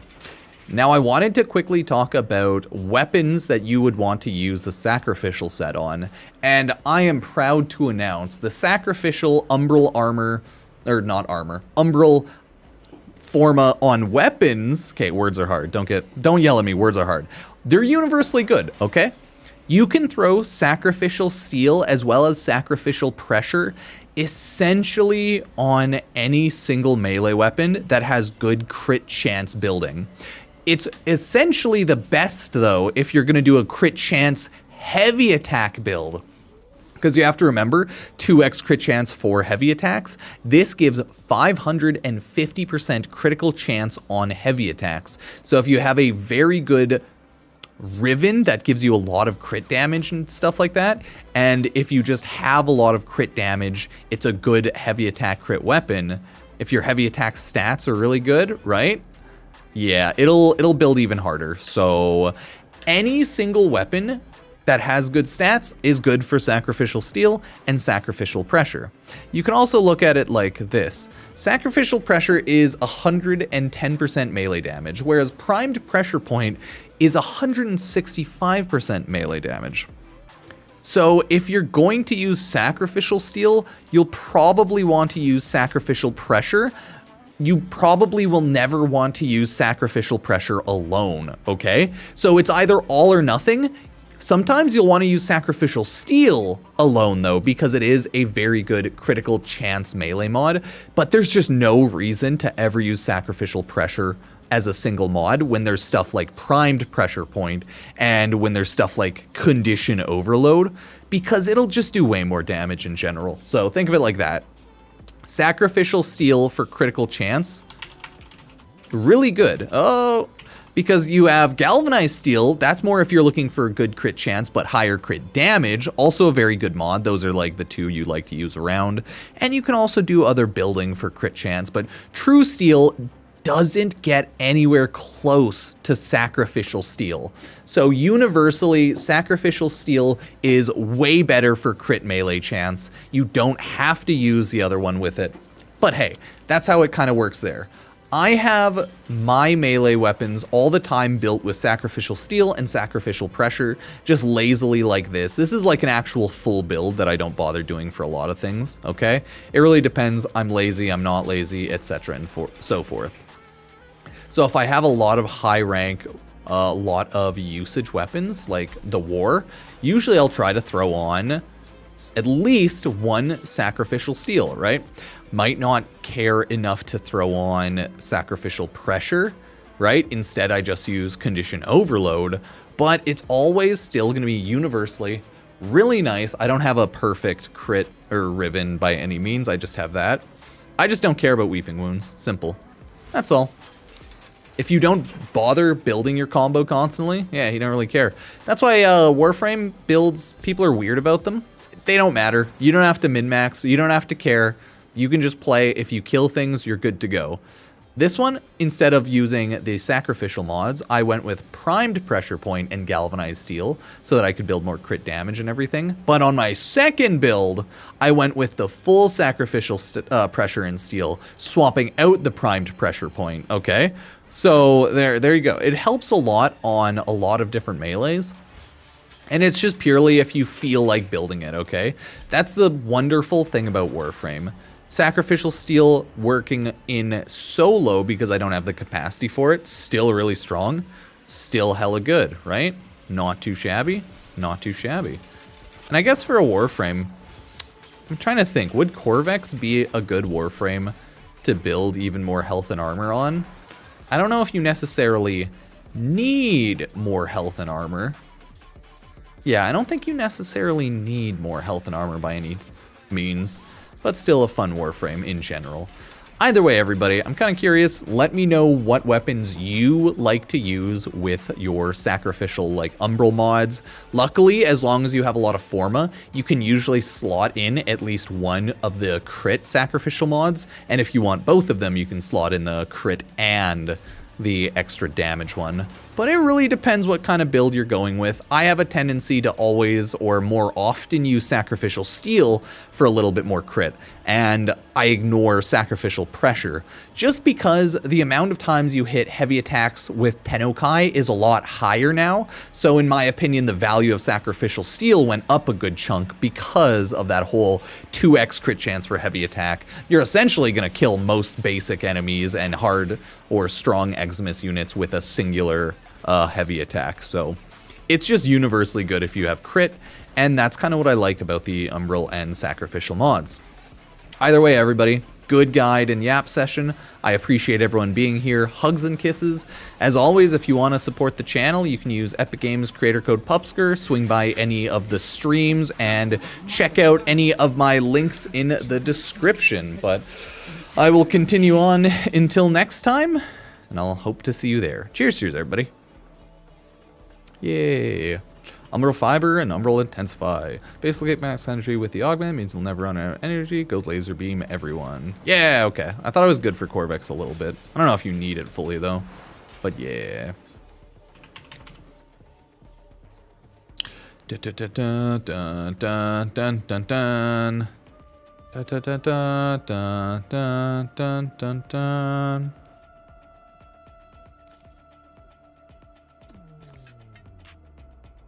By the way, cool frames. Look at that armor. Strip 50% of armor and shields. Oh, restart the duration of any pillar. Yeah, I mean, you don't need health and armor, though, for that.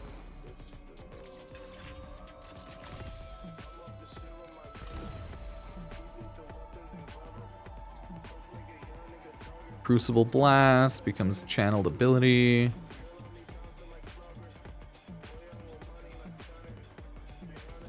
Oh god, I always forget punch through on Corvex. Yeah, that's the thing. Nothing really stacks off of Corvex's health or armor. So I'm like, oh, his armor doesn't really matter though. But yeah, I guess with Arcane Battery, right? If you want to go that way. You just need more energy, right?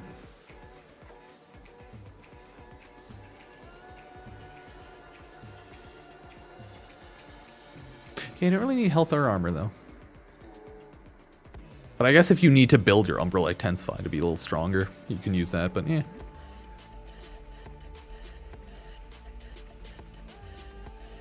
Oh, I guess energy per armor point. Fuck, I totally didn't read that for a sec. Sorry, I have brain damage, you see. Yeah, no, I can see it. Just get max energy with all your armor. Because yeah, base 875 armor is pretty decent.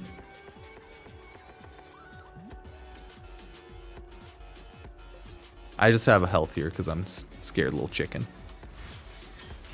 The campaign drops work. Drops are on for Warframe Primetime and Warframe International. Then whoever they raid off into for like an hour or two. And then there's a couple creator ones. There's no like active drops right now though, not to my knowledge. We have the link up top if anyone is curious. The link to the Warframe weekly drops is here. August 11th to 17th, right? Yeah, Twitch drops, stuff like that. Bada bing, bada boom. Ba ba ba booey. Bada ba boo. The Thallus is a good melee weapon. I don't think I love Scythe the most, but it's still a strong one. I used a good chunk. It's good in Karnan. Oh yeah, that's why I went with it. Yeah, I just didn't use it a ton because I already have so many melees. My heavy attack is bound to key 7, number 7. Yes. Oh, I accidentally closed my Twitch, my bad.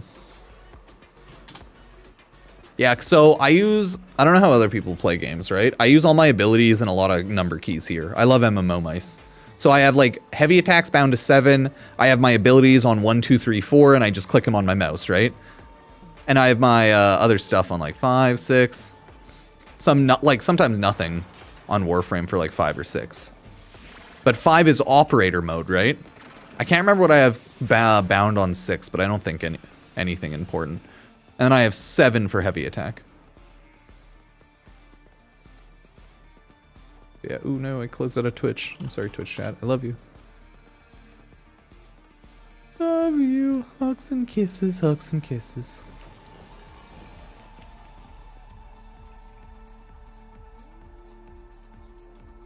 Yeah.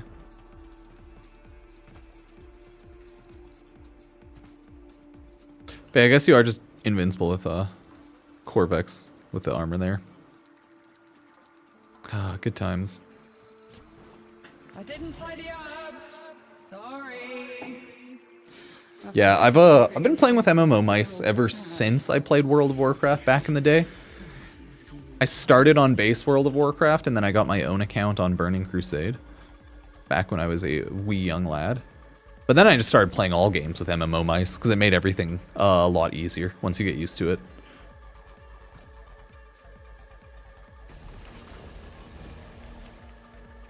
So yeah.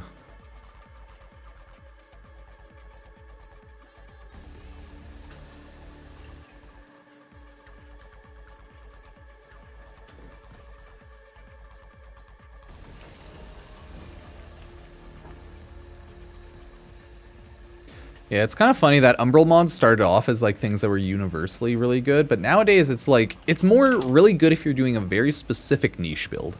It's useless on most frames unless like you have a very specific reason to build armor through like Arcane Battery, if you have a reason to build health through any of the like high health arcanes that also give you strength. But they're still pretty universally good on a lot of melees, so that's nice.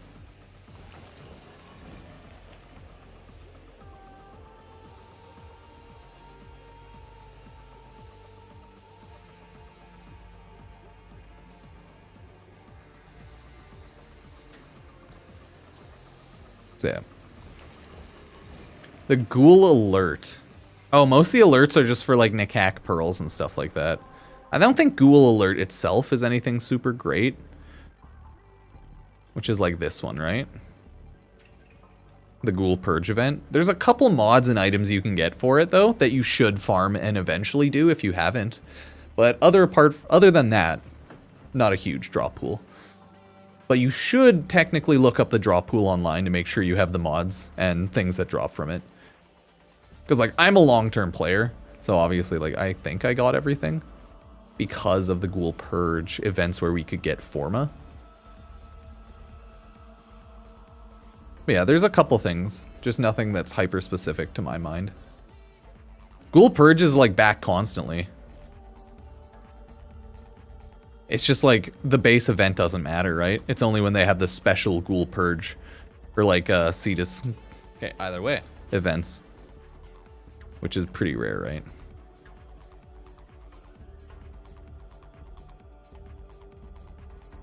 Okay, let's take a look. Okay, we start off on what is Umbra Forma. Hey everyone, Pupsker here. I wanted to talk about Umbra Forma today in What Warframe is because Umbra Umbra Forma? Forma, after being in the game for so long, and Umbral, this is a very specific polarity. I just want to timestamp my stuff because that was like a pretty simple video. Just a good 15-minute yap session.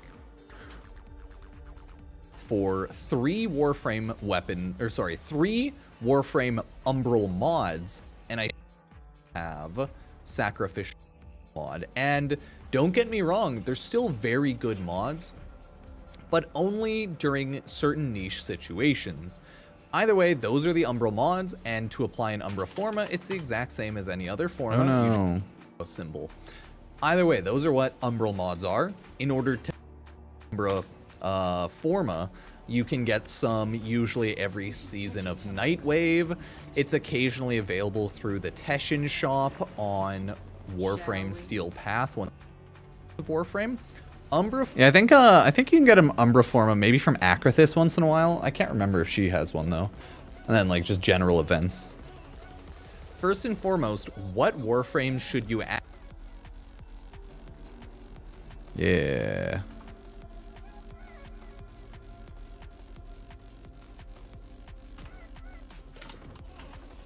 There's like a ton of general builds, but man, I'm a little sad that Umbra Formas became more of a specific niche Warframe thing, as Warframe tanking got less about health and armor and more about like just using abilities and shield and avoiding damage, I guess, and killing the enemies. The Umbra mods are worth it because like you get them pretty early on. It's just they're not, the Warframe ones are less worth it. Umbral Intensify is universally a lot better because like 44 is better than 30 if you're just using base Intensify. It's still expensive and not the best though. So yeah. They're better for melees these days than they are for Warframes, to be fair. The sacrificial melee mods, I would say overall are better general use than the Warframe Umbral mods. First and foremost, one, but since it's a set, once you actually, yeah, like I go over the set and everything for that. It's really like Kurlevo, Nidus, and the other one. God, what is it? Kurlevo, Nidus, and Inaros that are like the 3 health frames, so they take the most advantage of it. Other than that, it's like, well, if it's a good frame that can build well off of armor, sweet. If it's a good frame that can build well off of health, cool. Because you can also use, yeah, Valkyr. But like Valkyr's just kind of invincible, so she has a ton of armor. And it works well with her somewhat, but like you don't actually need it. Like it's, I don't know. It feels like armor is a fucking gimmick, you know? Like, yeah, you have so much armor, but like who cares? Because you're functionally pretty invincible. But yeah, I guess Valkyr these days too. You're right. I want to also do, I also do want to bring up Valkyr. You're right. I'll bring her up. I'll quickly throw in a small spot for the video. And Vitality. If you ever want to swap your build, might need for sure Intensify. But I'm kind of curious what everyone else thinks. Hey, maybe Atlas. Any Warframes that can build off health armor in a big way, you could totally think about, because I do have it on Atlas as well, to announce the sacrificial yeah, I'll cut it in right for here. The Umbral set in general, okay? So those are just the general Warframes that I would use those on.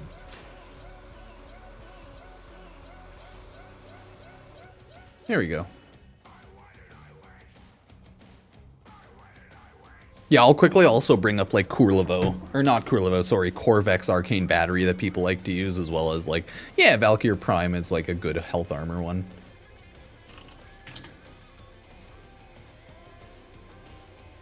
But yeah, you'll still want to use adaptation type of thing, because armor can get up to 90% DR maxed out. Like, look how much armor she has. Oh no, not maxed out, but it can just like it caps out heavily at around 88 or 90%.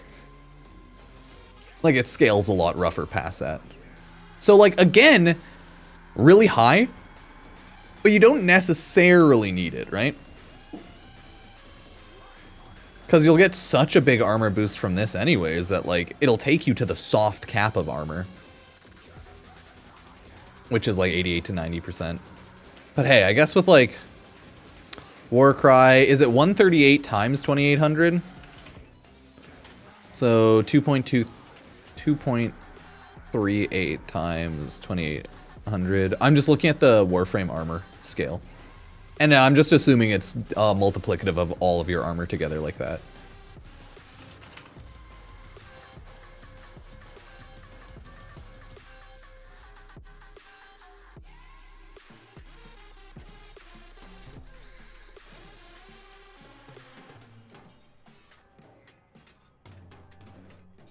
Or maybe like just more armor is just like a flat line for EHP actually. Yeah. Yeah, maybe it just keeps going up like that until end of time. So it caps out this chart at 3,000 net armor. Yeah, maybe it is just universally pretty good like that. Either way, yeah, you don't probably need that much, but still, good stuff. Hey, thank you so much. Thank you, Dead Pulse, for the Prime sub. Enjoy the little corgis. They're pretty good. They're good corgis.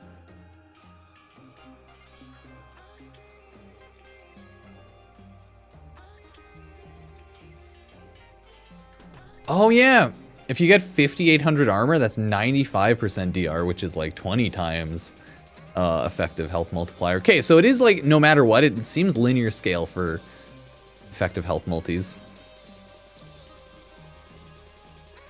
Okay, not bad.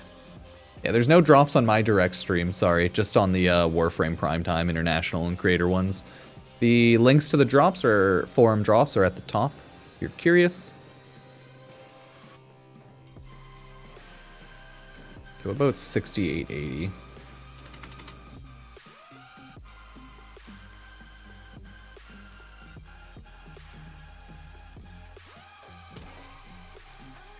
Yeah, no, it is a linear scaling EHP. Okay. At 30,000 base armor, you have 99.01 damage reduction. Oh, not bad. Not bad. So what I'm doing here is just checking numbers. But like, if now it's gonna go to 200, yeah. Because it's, armor is scaled off of EHP. It's not scaled off of damage reduction. I didn't know that. That's good to know. That's why we're having fun here. Oh, thank you so much, Sky1234. Yuki. Thank you for the Prime sub as well. Yeah, like, it's an effective EHP, so at a certain point, you don't want to, like, keep stacking, but... Yeah, like, 11700 is 97.50% damage reduction. Huh. And that is an effective 40 times HP multi. Okay, I will actually bring this up for the video quickly then. Yeah, because I was doing like quick math there. Anyways.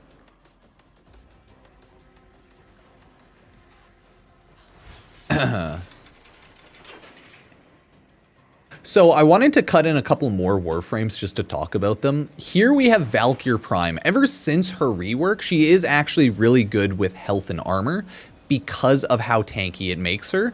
Her passive increases her rage meter when she melees, and then when it's high enough and she takes lethal damage, she's invincible, right? But because of that, you are going to be using armor tanking with your health a lot, so she is actually really good with Umbral Fiber and Umbral Intensify and Umbral Vitality. Adaptations like universally good when you're health tanking and stuff like that. It might even help like shield and overguard tanking technically, but I would have to double check. Either way, she does take great use of that. And if you ever want to use the Arcane Battery, which is like maximum energy per armor point, and there's a lot of other like general armor stuff, right? It's not a perfect build. Probably don't want Arcane Reaper here, but don't worry about it. There's a lot of other things you can build around there, right? People are bringing up Corvex. A lot of people with Corvex's Augment mod. People are saying they like using Fused Crucible along with the Armor Energy mod, Arcane Battery, to have like an essential infinite amount of 4th ability laser. And then with health tanking, you can always get more ability strength with Bellicose, right? You can always get more health and stack that with Arcane Bellicose. So there's a lot of different things you can help that'll stack off each other with certain health and armor builds with those arcanes. And if you didn't know about Warframe armor in itself, armor is a linear scaling effective HP multiplier. And I quickly wanted to bring that up. So no matter how much armor you're building, you are building effective HP linearly, whereas damage, Tenno damage reduction formula, right? Net damage per gross damage, armor, it's a little different. So this is when I think you're attacking an enemy armor target versus this is your effective health for armor, or like this is just the math on armor. Either way, when you have a ton of armor, such as like on my Valkyr, I have 2800 base armor. So that's 90% damage reduction, which is an effective HP multiplier of 10 times, right? But if I double this to 5600, you'll see the HP multiplier is pretty much doubled up, right? Right, 2800, yeah, not quite, but pretty much. So 2800, right, 10.33. Then it goes to 5600, right, 19.67. Because I think it takes some off the top, remember? Because it like effectively starts right there, so it takes some off the top. But yeah, if you go from like 5,000, it's at 17, and then to 10,000 armor, yeah, it's an effective 34 times health multiplier because of damage reduction. So either way, that's just kind of how armor, health, and like damage scales a little bit, kind of goofily explained. So hope that helps, and we'll go to weapons now. Whew, okay. We did it, chat. We did it. We kind of poorly explained and talked about health. I was like, yeah, I probably should throw in that like little explanation there to make it slightly less confusing. All of the numbers in math and Warframe can be a little confusing. You need universal fallout with battery to get infinite energy. It's a struggle, isn't it? It's a damn struggle.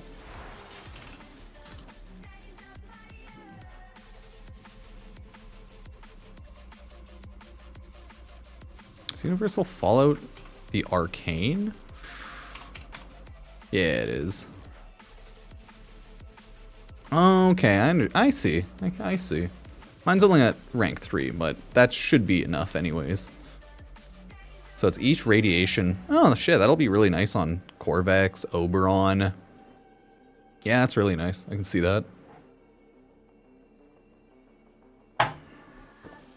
Just because I think like a hollowed ground for Oberon is radiation, I think.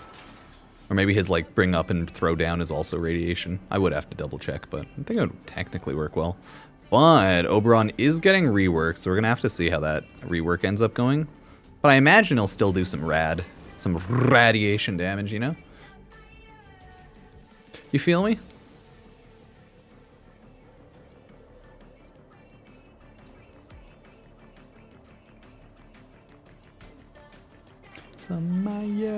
Okay, let me cut out the beginning part there.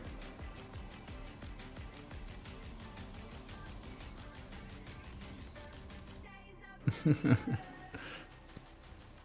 on. So I wanted to cut in a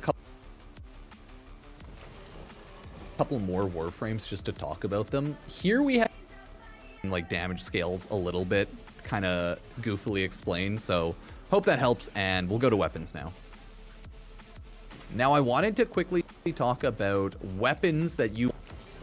There we go. Now I wanted to quickly talk about weapons that you would want to use the sacrificial set on. And I am proud to announce the sacrificial umbral armor... Yeah? Or not armor. Umbral Forma on weapons... Okay, words are hard. Don't yell at me. Words are hard. They're universally good, okay? You can throw sacrificial steel as well as sacrificial pressure. Yeah, guys, the exclamation mark drops just brings up the pinned comment. showing off the quick drops, bringing you to the community page. Okay, so the drops for the week: Nikok pearls, some cosmetics, drones, and even more cosmetics. So it's like a chill, casual week, you know? Nothing massive. Essentially on... But you can only do it once a minute, so no need in spams. Crit what? You silly. Because it'll just do way more armor. Yeah, I don't think you necessarily need more health and armor by any means, but still a fun Warframe in gen. In at least one of the crit sets. And I'll hope to see you there. Cheers to you there, buddy. Nah, it drops the same as every week. Primetime, International, whoever they raid off into, and then like someone over the... 2 people over the weekend, I mean. I'm actually John Warframe. Yeah, I don't know how to tell you this. I am John Warframe.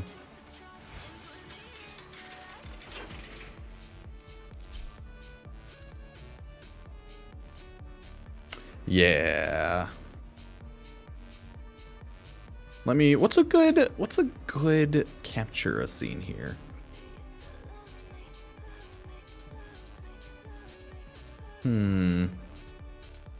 Let's see. I always like Lua Balcony. I like Orbalis, but let's do a Lua Balcony. Has anyone actually bothered running stuff like Ghoul Purge alerts lately?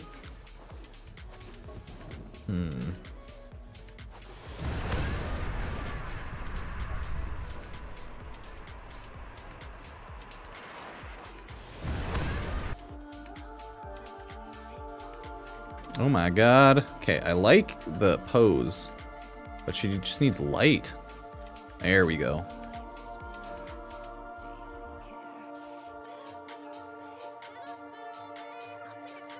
I gotta lighten her face up because it's hard to see her.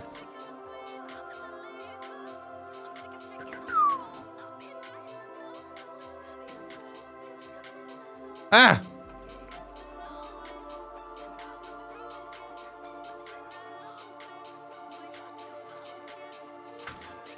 Nailed it. Good, good. I'm like, I'll put Valkyr on the thumbnail. She's great. Should I build your Hydroid's okay. Definitely would build. It's always nice for like extra loot on the tentacles if you need it.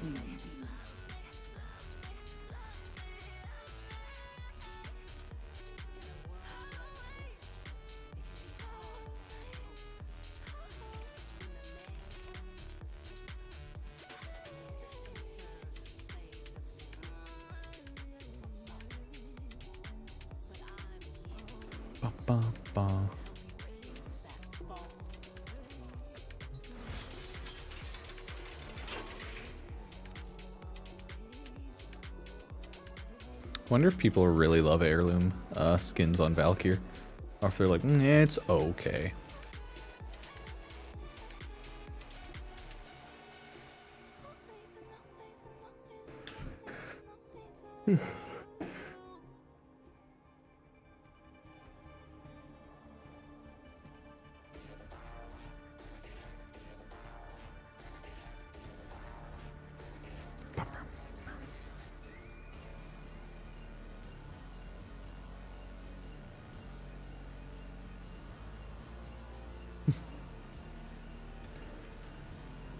I wonder if Warframe would ever consider taking off like the log and reward primes.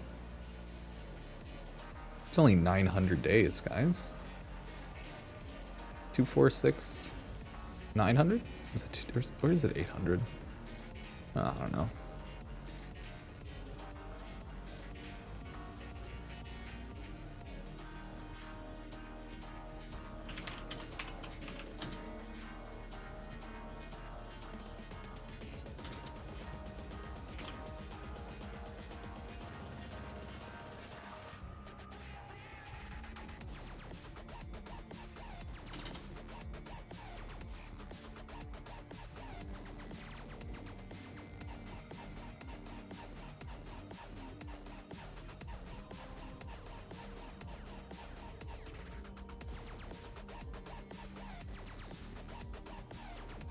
I believe Uriel Protoframe, Wisp Protoframe, and Harrow Protoframe, those are coming out in the old piece, which is probably December, since it's the like end of year update.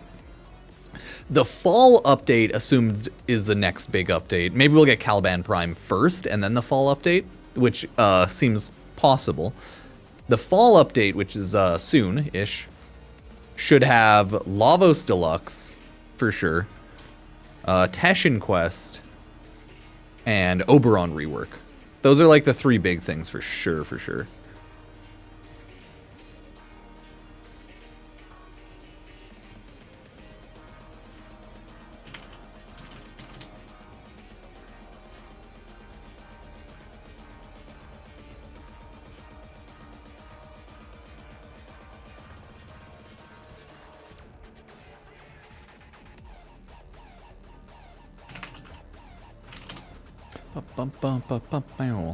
There we go. Yeah, this Umbra Forma video was actually requested by a handful of people.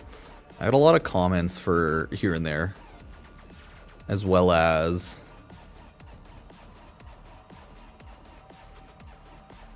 people just being like, what do I do with all these Umbra Forma now? And someone like messaged me a while ago, and I was like, yeah, sure, we can take a look.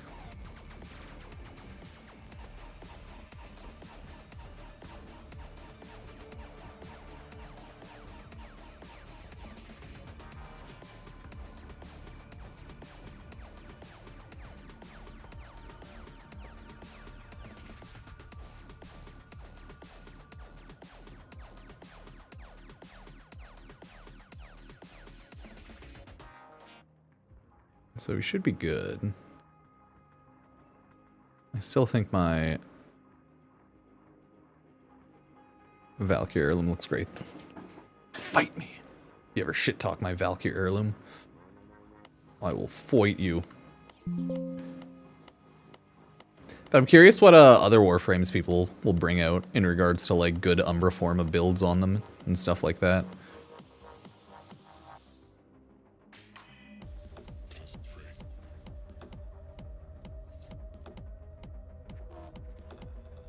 Well, I definitely have to work on my Valkyrie build. I mean, good enough. I just need to... I think I'm gonna throw on more efficiency.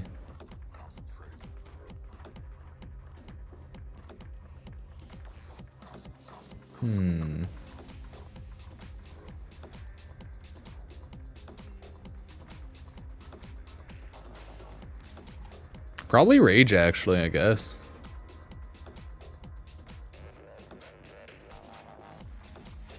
Just quickly throw that on to have infinite energy, right? But the annoying thing is you only have 225 energy. But I don't think it matters a ton. Yeah, probably Rage is all I really need on this last one. Yeah, I could totally throw on an Umbra Former, too. I think that's what I was gonna do, actually. I think the game plan was to throw out an Umbra Forma. And then I wasn't thinking about it, but I'm like, no, I'll do Rage here.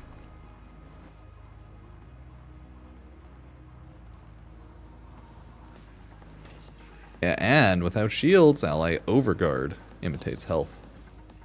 So pretty much a god. Yeah, Valkyrie still has shield.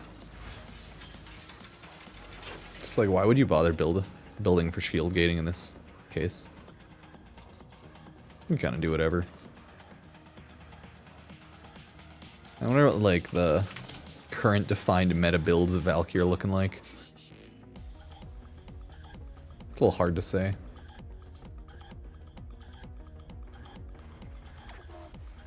As a more casual Valkyrie enjoyer.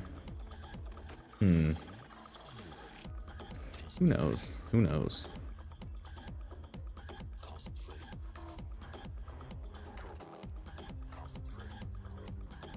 In Battlefield 6, glass will get caught on your weapon.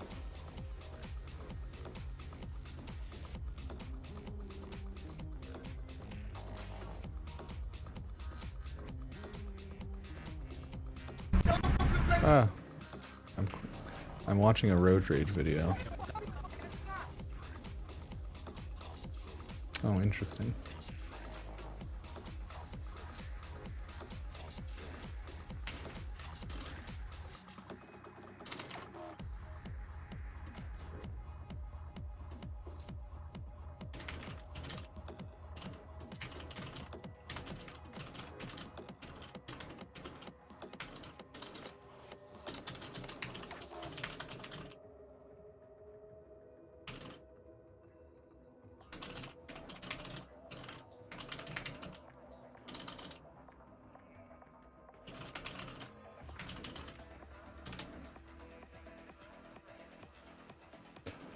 Now I'm actually a little sad. I'm like, I wish Umbra Forma were more universally good now.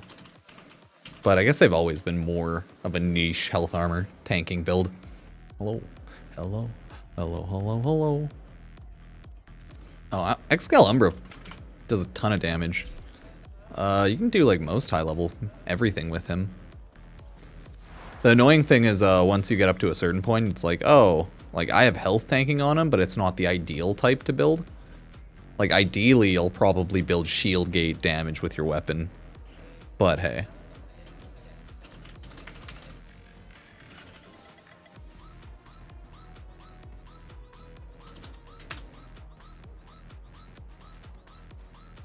But, like, you don't really have to care too specifically about meta building if it's not, like, the prerogative and if you don't have big issues dying.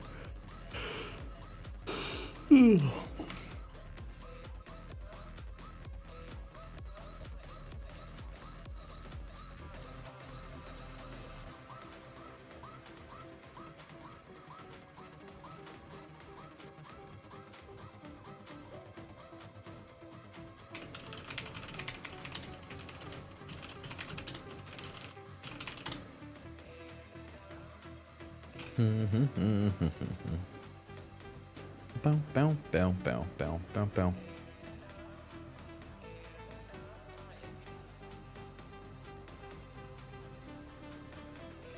Yeah, I guess I'll have the little Umbra Forma video go up tomorrow. Oh, I did want to talk about Battlefield 6 and maybe make a Battlefield 6 review quickly. I was having a lot of fun with it. Like, day one, I was kind of shit at Battlefield 6. But, like, day two when I hopped on, I did a lot better. After I was, like, more patient. I learned the maps a little bit. And I, like, played more like Battlefield. Like, day one, I played Battlefield too much like COD. And then day two, I calmed down and played Battlefield more like Battlefield. And, like, truly, a lot of it's just learning where enemies go, where enemies spawn, where people camp. No, and, like, watching your corners and being careful. Like, legitimately, that's, like, all Battlefield.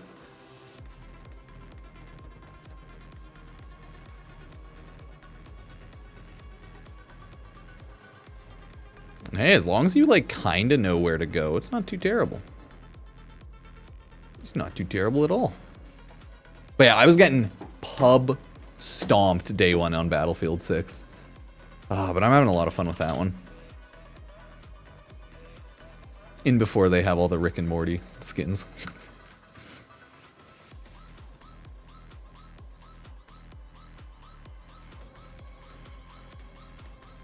Okay, anyways. It's my Umbra.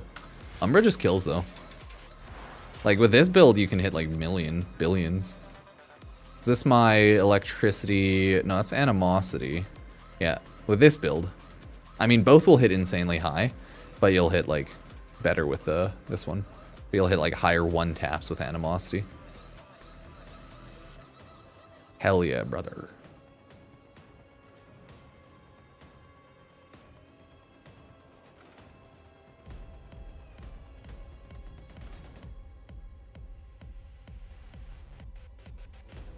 Okay, let's see what people are chatting about on the weekly reset video. Okay, a good weekly reset or nah? They want asking Pupsker for plaid. Interesting. I want burst in Genesis. Understandable.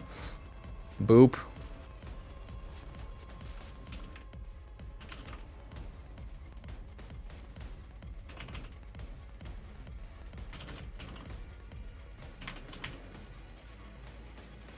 Yeah, a lot of people don't know that the Incarnans are on a set schedule.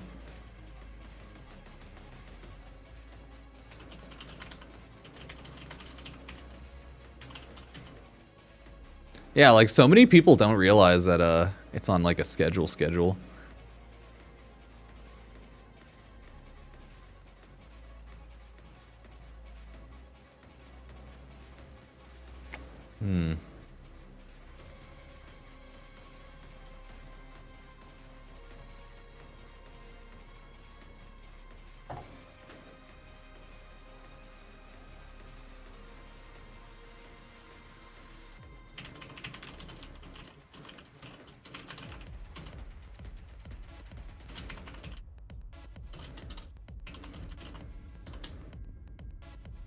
Oh, someone was asking if I still liked Protea the most. Still love Protea.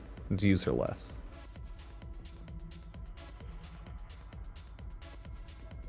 There's so many builds I could do. Good, bad, otherwise. We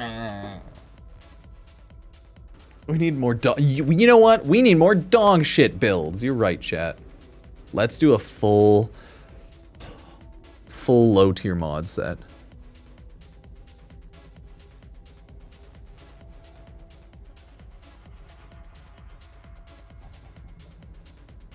We could do a little video though talking about Caliban.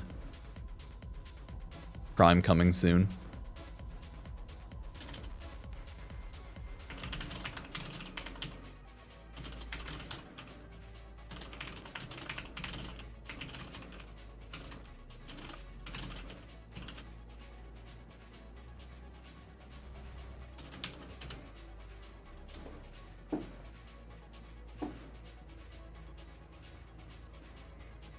Yep. We get all the cool proto frames in like scary demon frame in December. Dude, my dog has been dead tired today. He's been sleeping in the back the whole time. Let me get all the edits of that video up shortly.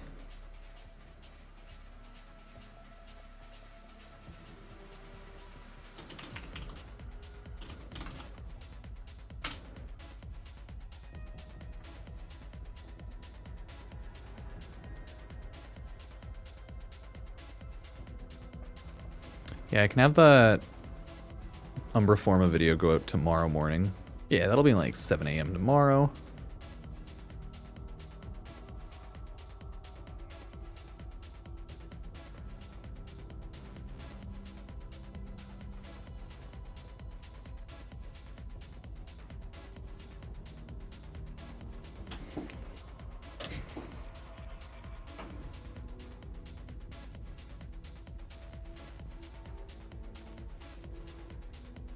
There we go.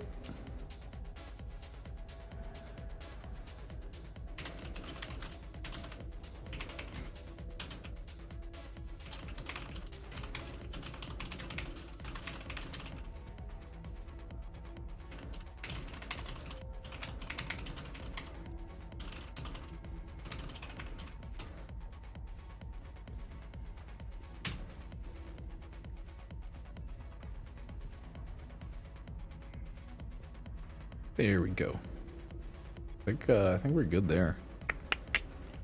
The third proto's Uriel. Oh yeah, like 100%. They're teasing it not being Uriel. They're like, who knows, the hidden third one, but it's like, why wouldn't it be Uriel? Seeing how Warframe is always releasing a proto frame with the base for frame coming out to generate more revenue. Like such is the case with Temple and Quincy. Site 09. So like, yeah, totally. Like 100%, no question about it. Not a single question about it. I think I had all my Warframe shorts up. Oh, I think I did, everybody. See, I still have my webcam up. I'm not naked, okay? I just don't want to be on webcam right now too much. It takes away from my beautiful Warframes when I'm here. My Warframes are strong. Me? No, no, no, no. I'm just some guy drinking coffee. It's good coffee, though.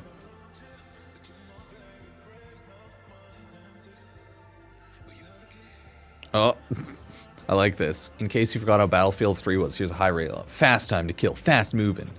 Crazy CQB blobs, non-stop explosions. Maps are essentially 1 or 2 lanes. Okay, so that they're like chatting about the Battlefield 6 good bad chatter. It's always like, is this game good? Is this game bad? Ooh, I don't know.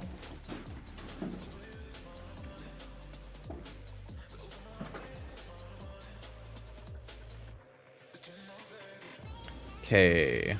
What random picture did I have? Was it my chassis? Yeah. Did I get my 2300 hero chassis? Let me check. Ooh. I have a lot of Oberon parts though. Holy fuck. So they're more universal back then, right? It wasn't just Oberon chassis. I don't know.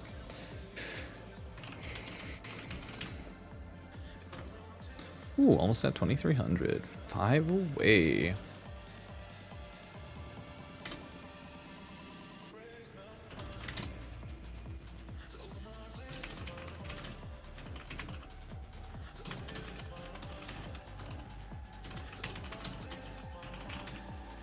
Yeah, it is a big day in Warframe, okay.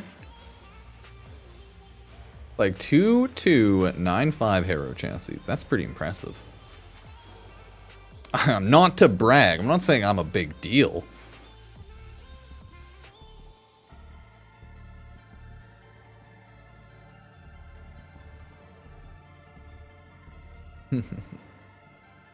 Okay, let's see if people are happier or more sad about me having 2300. Like, I have no reason to sell them, right? Because that's 8 million credits right there. Booyah. Who needs credits, though? Like, I have 95 million. Unless I plan to buy 95 pedestal primes. Like, who needs it? No one. You don't need that. Nobody needs that. Snog the hell. I'm gonna go eat some Helminth ass. What are you gonna do about it, huh? Fight me. Gonna go ask the Helminth to sit on my face. Mm-hmm. Hey, she said it, not me. Eleanor alluded to it, not me.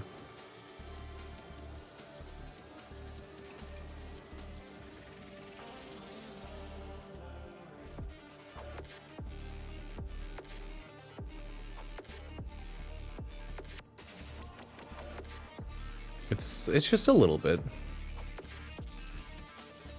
I could get more. I don't know if there's like a min-max hero chassis farm map, since they just like universally drop, or if it's just like run a really long survival.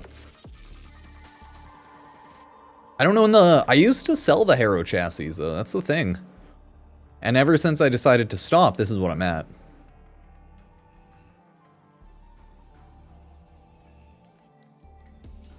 Oh. Chat, has anyone seen the commercial break in progress screen lately? Historically, this screen appears when you have an ad blocker, but over the last few days, sometimes I see ads. Huh, curious. In Canada, we have very few ads. When streams run 3-minute ad break, I usually see no more than 10 to 20 seconds of ads. So this acting as a filler could make sense. They're trying to annoy viewers into... Oh, that would suck. Has anyone seen this shit lately?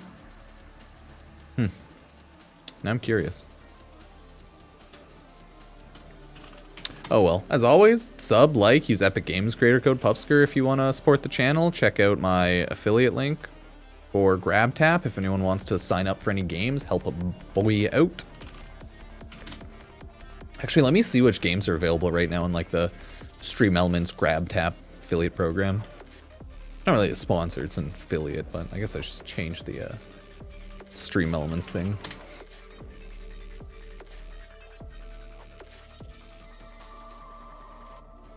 Okay, so these are the games you can play on my like GrabTap link. Fucking Goblin Woods, Heroes of History, Isekai Slow Life, hell yeah. Monopoly Go, Poggers, AFK Journey, Dynasty Legends, nice. Dark Epoch, Honkai, Raid Shadow Legends. No, it's actually more games now. Rise of Kingdoms, hell yeah. Strike Force, Kings of Avalon, Roblox, Legend of Mushroom, hell yeah, dog. Roblox, psh. Fuck yeah. I am the Robloxiest. I am the king of Roblox. I'm not, and I've never played. Or am I?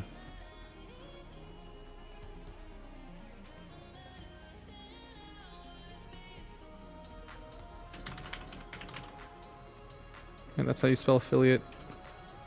There. We'll just update that to affiliate link. Cool. Yeah, crazy times.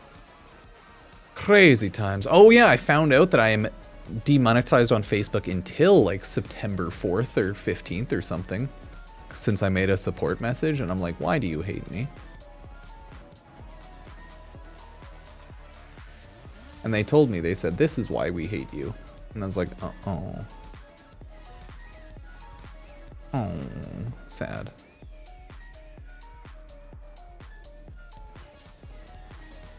Okay.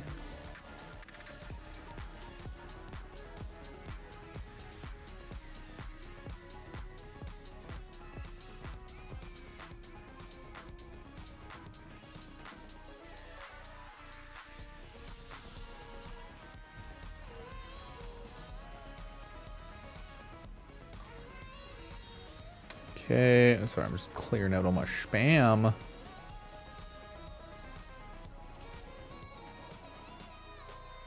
Oh yeah, Roblox YouTube Shorts campaign. Oh god. I could become our YouTube Roblox pro.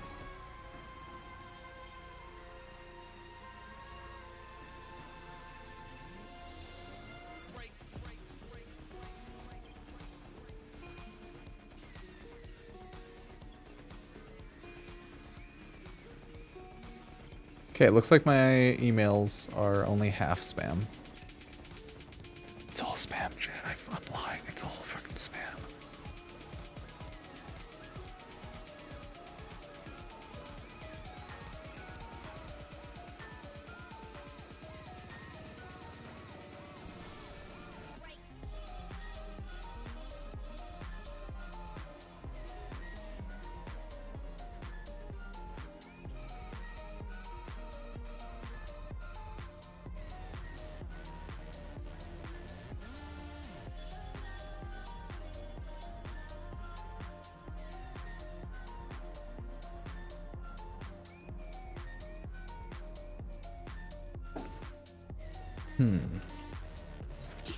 So I was looking at some of those weird side things.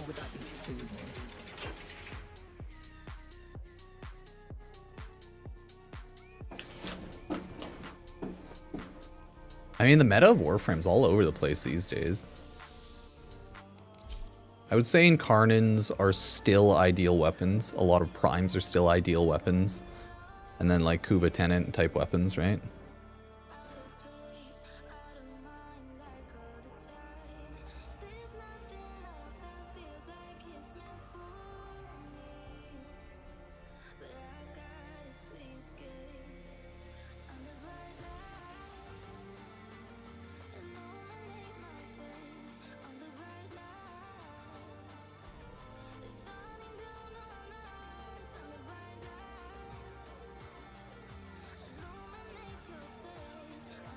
Okay. Oh, I'm just taking a look at some of the commands, make sure I didn't break anything. Yeah, like Kuvan's tenets are still good. New best weapons are Incarnin weapons, which you get from doing a lot of stuff.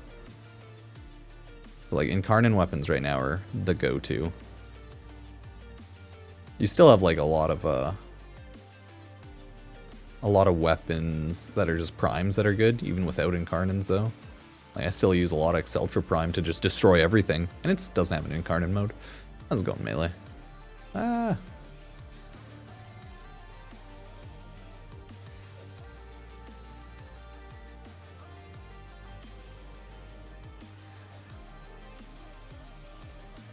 Because, like, the new variant of, like, Kuvan Tenant are Coda weapons, and these are pretty strong overall.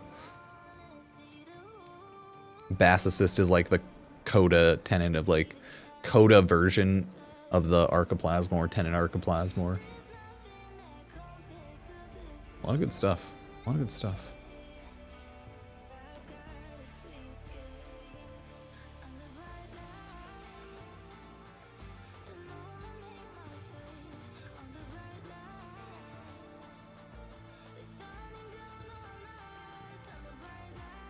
But, like, God, Warframe's hit the point where there's so many weapons in the game, right? There's so much that it is really hard to decide on being like, these are the best weapons. Because, like, objectively, I guess Incarnins right now are, like, the best meta weapons. But realistically, it's just any general primes, any general strong weapons you like. There's so freaking many now. So, hey. I think you're good either way, like, wherever you go on that one. 22 weapons. Whew. I can show off the Exceltra. If you don't have like this, just throw on... It's not even like the best possible. Just throw on like Hammer Shot, right?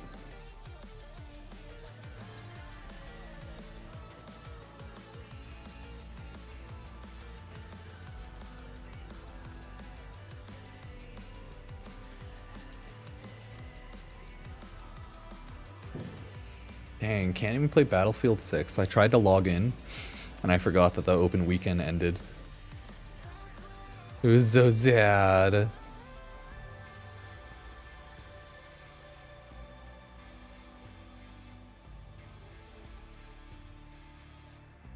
So I do want to play more Battlefield 6. It's pretty fun. And I got the hang of it by, like, the end of day 1, start of day 2. I'm still not, like, great, but, you know, it was fun.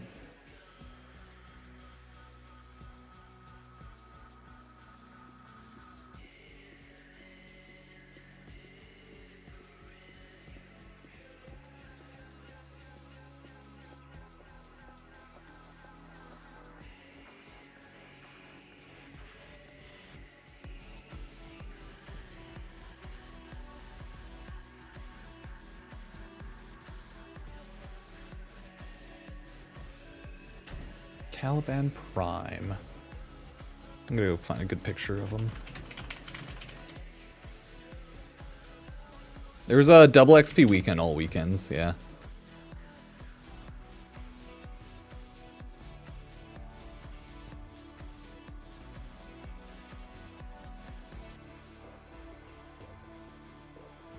I want to do a little video going over Caliban Primes. Now that like Ureli Prime Access is leaving, means we're getting Caliban Prime soon.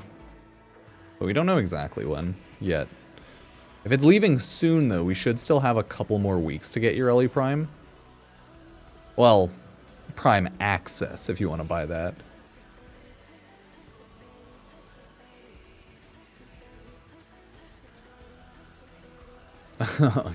Other Harrow. Emo Harrow. I guess all Harrow's pretty emo. That's just kind of how Harrow goes. Like, wait, I had to make it darker! More emo. Nice. Harrow is like, what, BDSM frame? A little emo. It's not often you whack yourself with a whip to gain power.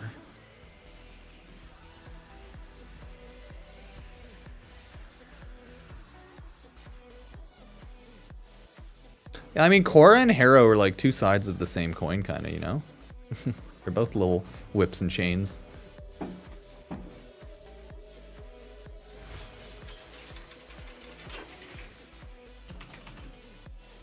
Man, I'm so sad. I really should have built up my Boltor, Telos Boltor. I can't believe the crit rate's so much higher on it. Oh, but it's such lower crit.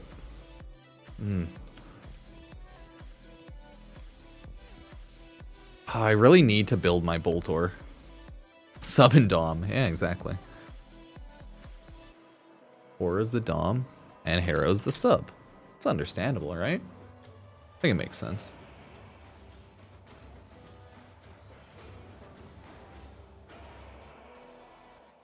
Now, how will we survive? I think it's because people were making fun of how Shrek looks bad. So they might want to do what they did with, what was it, Sonic? Where they took Sonic off, like, behind the shed for, like, half a year. I think that's what happened with Sonic, if I recall correctly.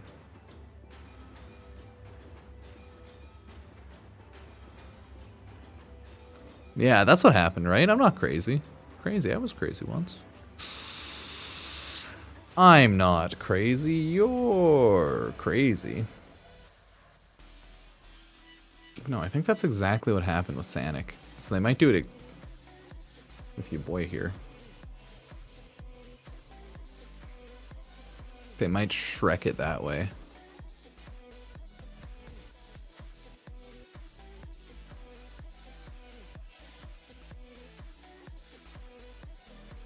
I'm not like really caring about Shrek much though, so I'm like whatever.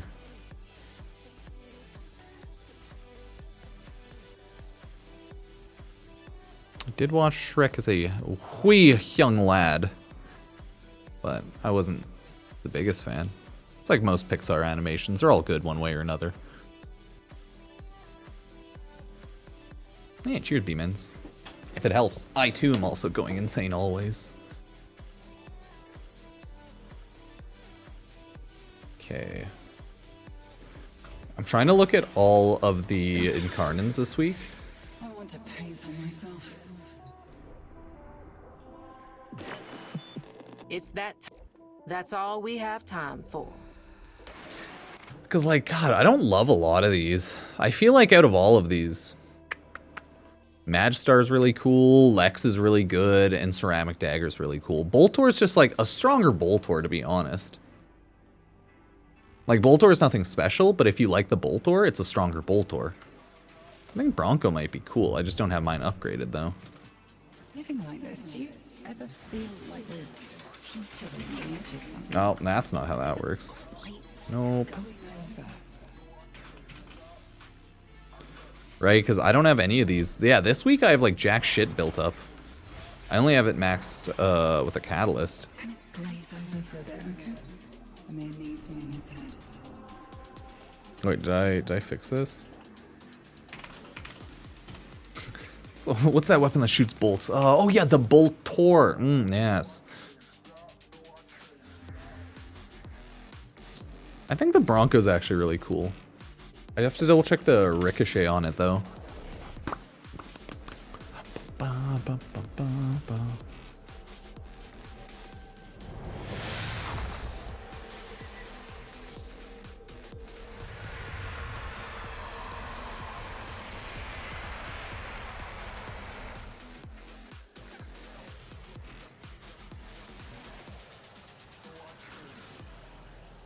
Hey, cheers.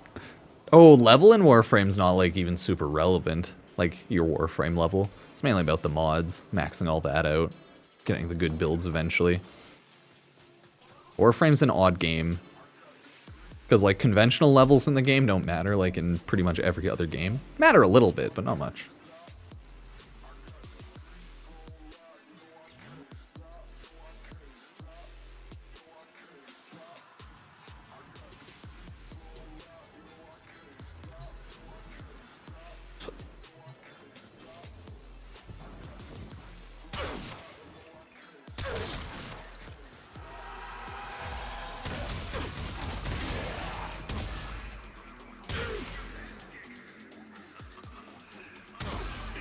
Okay, it like tracks out other people. Yeah, the Bronco's pretty cool actually. Hey, nice. He's stalking me to my Warframes. Yeah, because it's just like Bronco Prime. I don't have it built. Decent, but eh.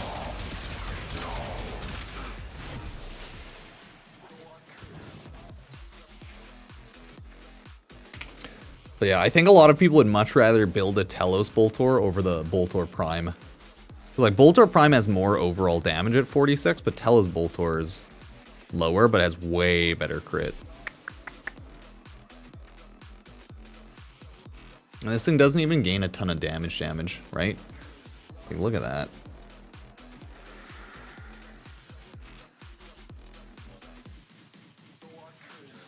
A lot of punch through, though.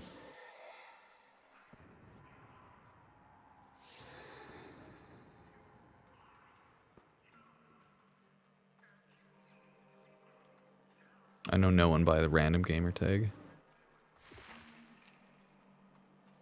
Of course not.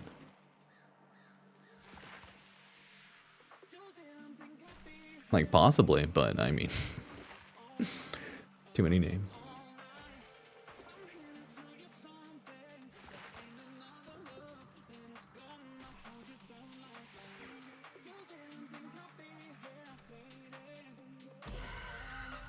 Whoa. Yeah, like realistically, you'd probably want to go with Survivor's Edge on this one, but it's like, no, I want crit.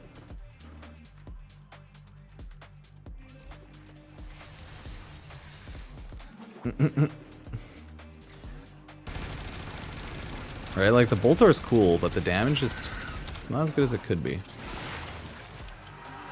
And then Incarnate mode doesn't do good, well, it does, but could be better. Still strong. And I do have to build up my damage with primary Frostbolt and stuff. It just feels disappointing, you know?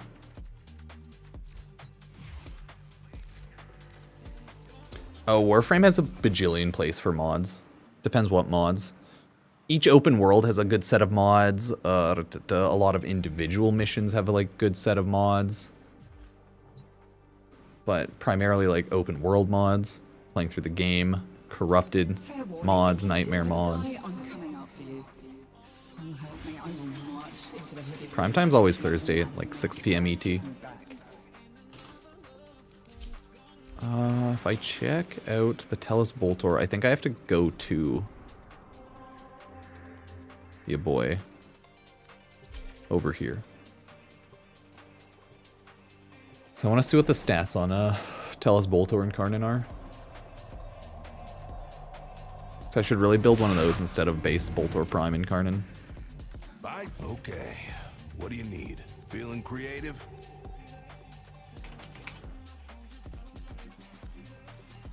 Oh no, it's to evolve. Here's a few pieces I put together in my own time. Oh, I can't see it from here, can I? Shit.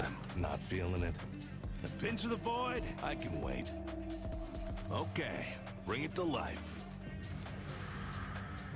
Oh, apparently I can make my Kunai Incarnate right now. That's what I was trying to do.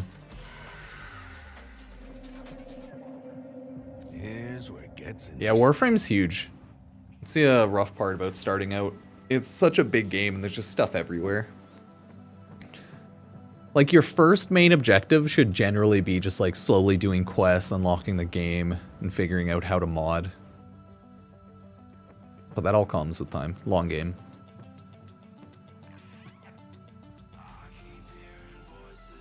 I don't warm my coffee.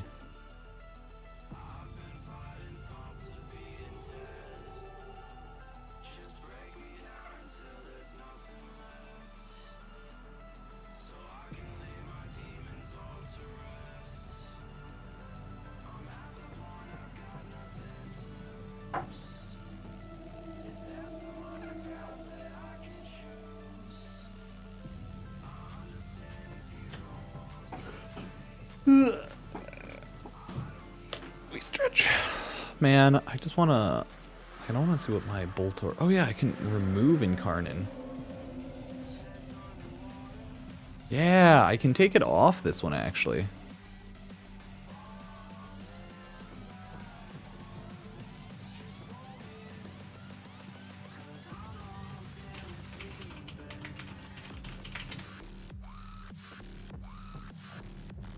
Let me check the wiki, actually.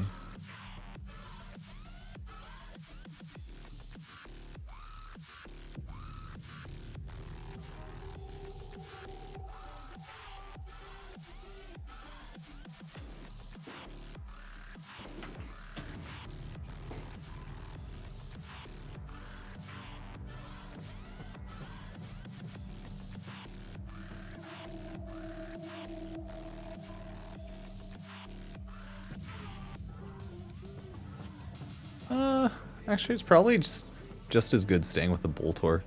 Yeah, Tellus Boltor only goes to 36%. Oh. That counted with the same buffs I have on here. Make your Oh, time weird. count.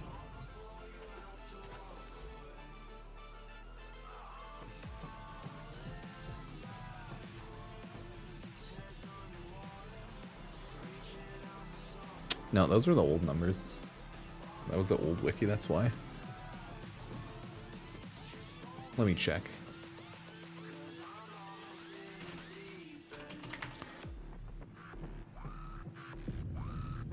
But look You're here. not ready to fight. Just keep walking.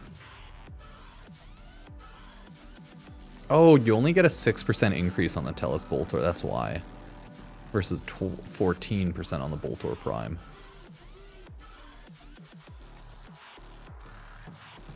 Oh yeah, I would probably just stick with the Tellus. Or sorry, the Boltor Prime. I didn't realize it gave you such a small amount of buff if you use the Tellus Boltor. It's still really good though, don't get me wrong. I'm just too lazy to swap it out. Only Because of the place to unique find ability. decent weapons on this void-forsaken ship.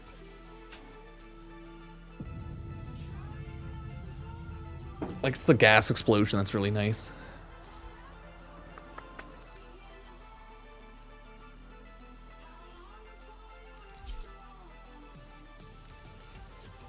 Whereas this goes to 26 versus 36 on the Prime. Yeah, I'd probably keep it on the Boltor Prime.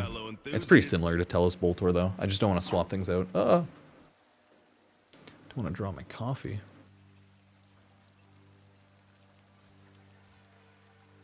Oh, the bow? Oh, God. I wouldn't bother ever using an Incarnate Adapter on a base. Anything, to be honest. Like, ever. Weapons with a touch Because I of think the bow is void. such a beginning weapon. I just wouldn't. There's no real reason, unless it doesn't have a Prime version. Because, like, bow Prime is... I didn't realize. I realize it has such insane numbers on its crit damage multi. And a good crit chance.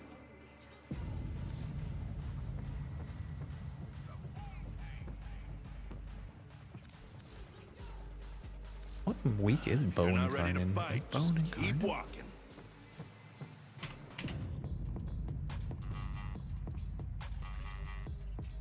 Let me see what numbers it does to the Prime.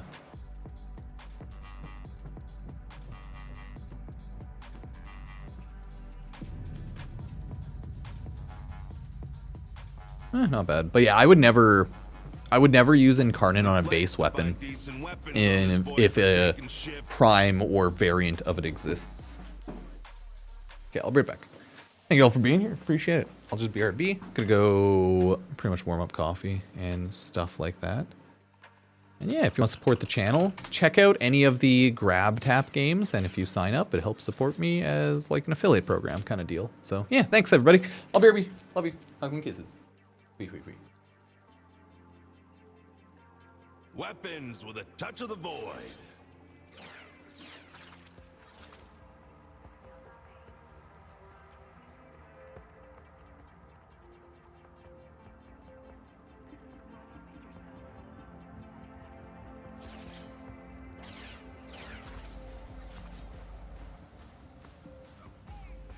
Always got time for a fellow enthusiast.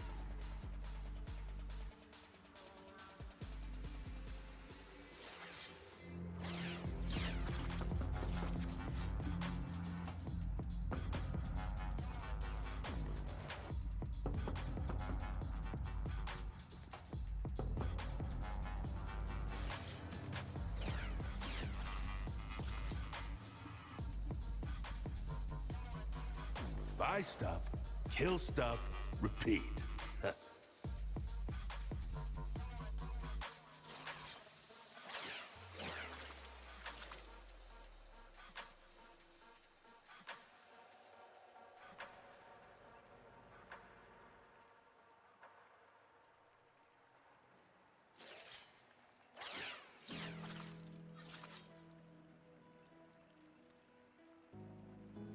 Only place to find decent weapons on this void-forsaken ship.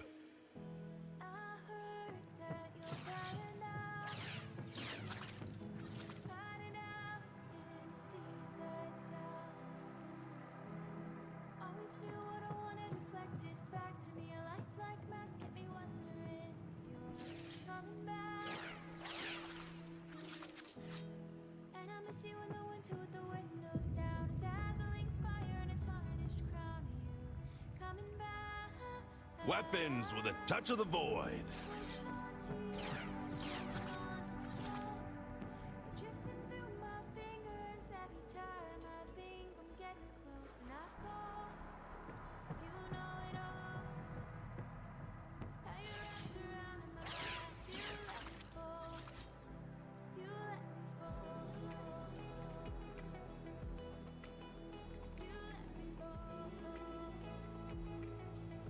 Buy stuff, kill stuff, repeat.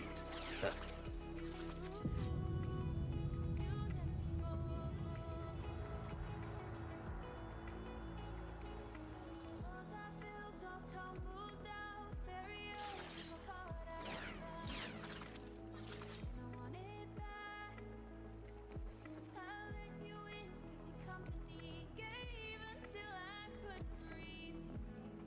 Ooh, If you're not ready to fight, just keep walking. holding on to you is like holding on to smoke, drifting through my fingers every time I think I'm getting close and I fall. You know it all. How I gave you what I had, I gave it all. You let me fall. Always got time for a fellow enthusiast.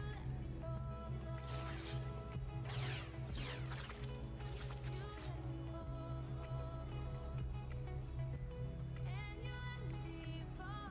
It's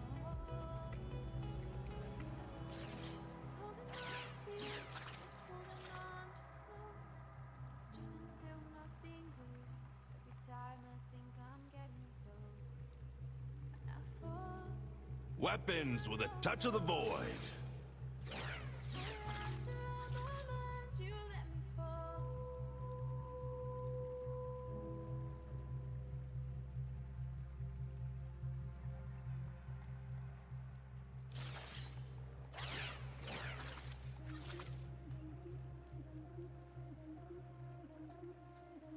Always got time for a fellow enthusiast.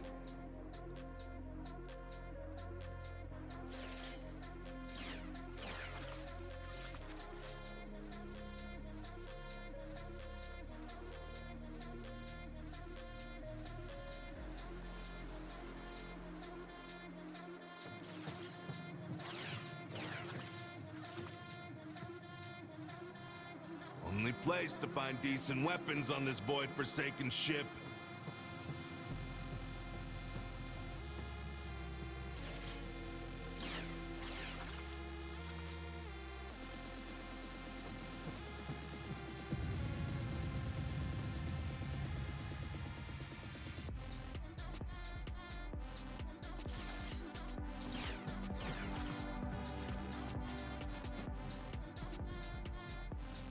If you're not ready to fight, just keep walking.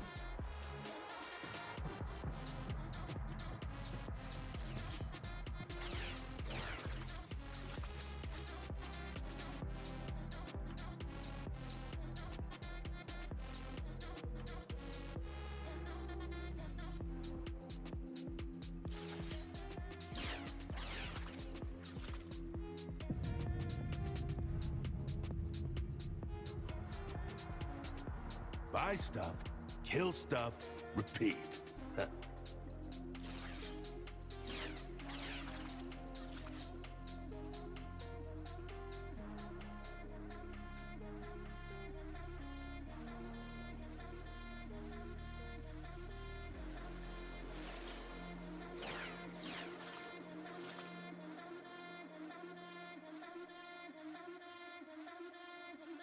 If you're not ready to fight, just keep walking.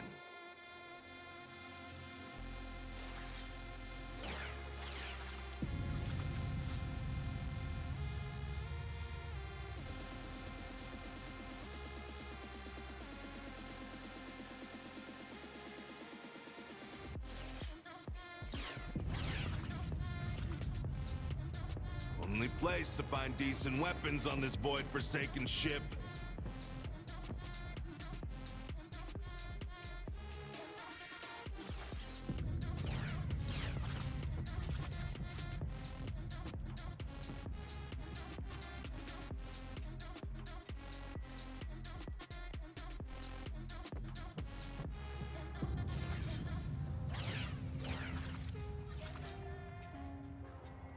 Always got time for a fellow enthusiast.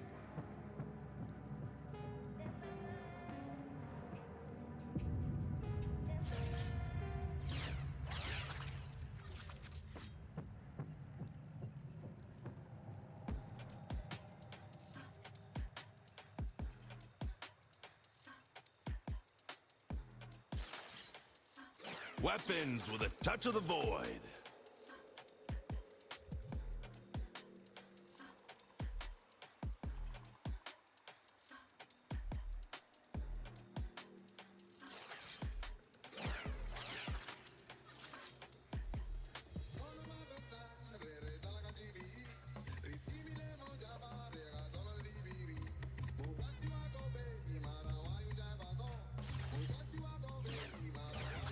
Buy stuff, kill stuff, repeat.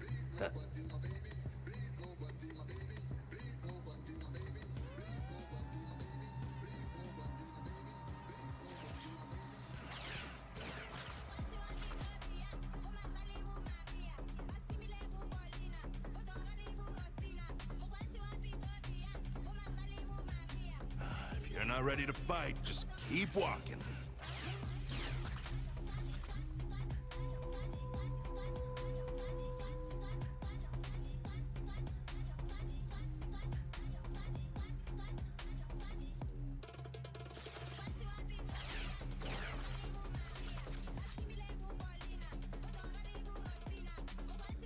Weapons with a touch of the void.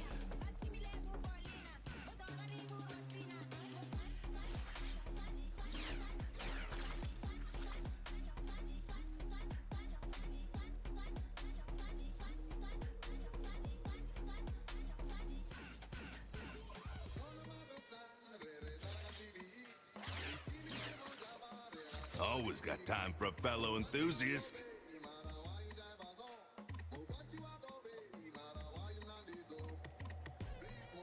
Hello, everybody. So apparently my wife wants to take the dog to the park soon, so I'll probably end up doing that soon. Oh, the drops for this week are Nikak Pearls on Primetime and International.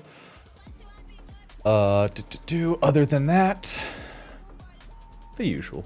Couple cosmetics and like decorative cosmetics from the weekend content creator streamers. Okay. Close my eyes, feel the city breathing. All the roughest We did just get some bombshell news. some stories.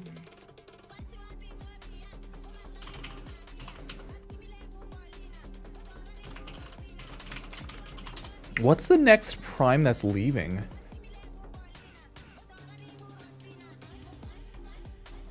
Is it Wisp, Fulmin, and Gunson? Oh shit!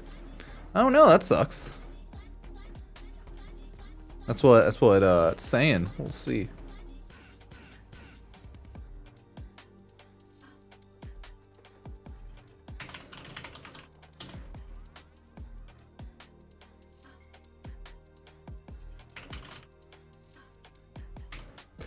Prime Vault.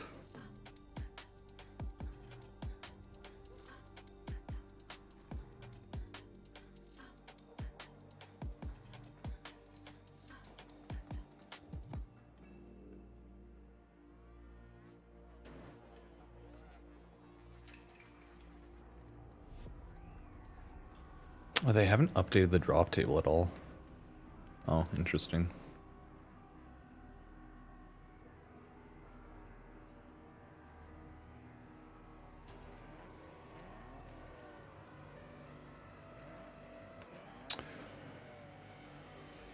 Oh no, Wisp Prime was already vaulted.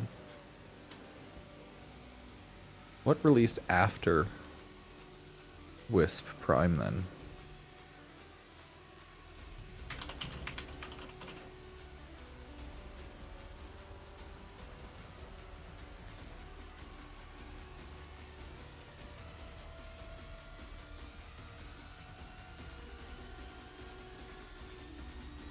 Yeah, let's see. Boop.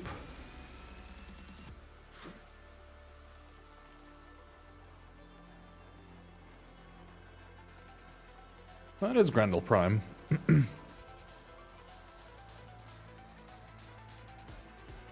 Sevagath Prime? Not even. Let me double check the drop rates though.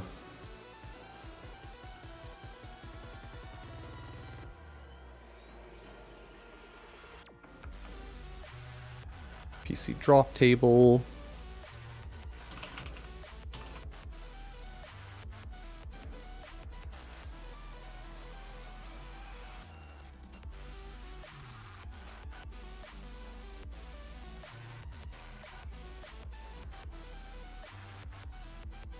I guess Grendel?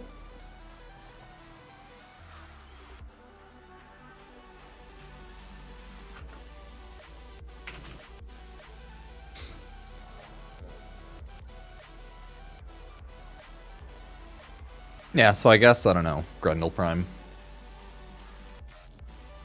Well, that's cool.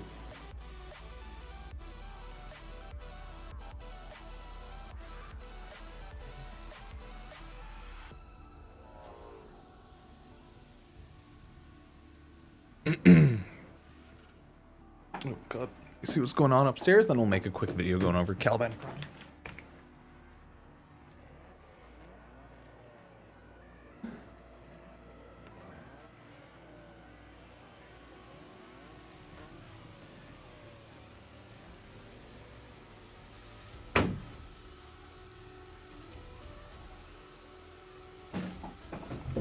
Haha, okay.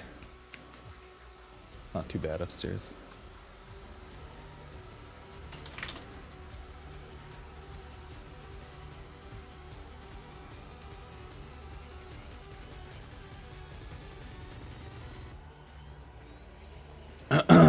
Okay, everybody.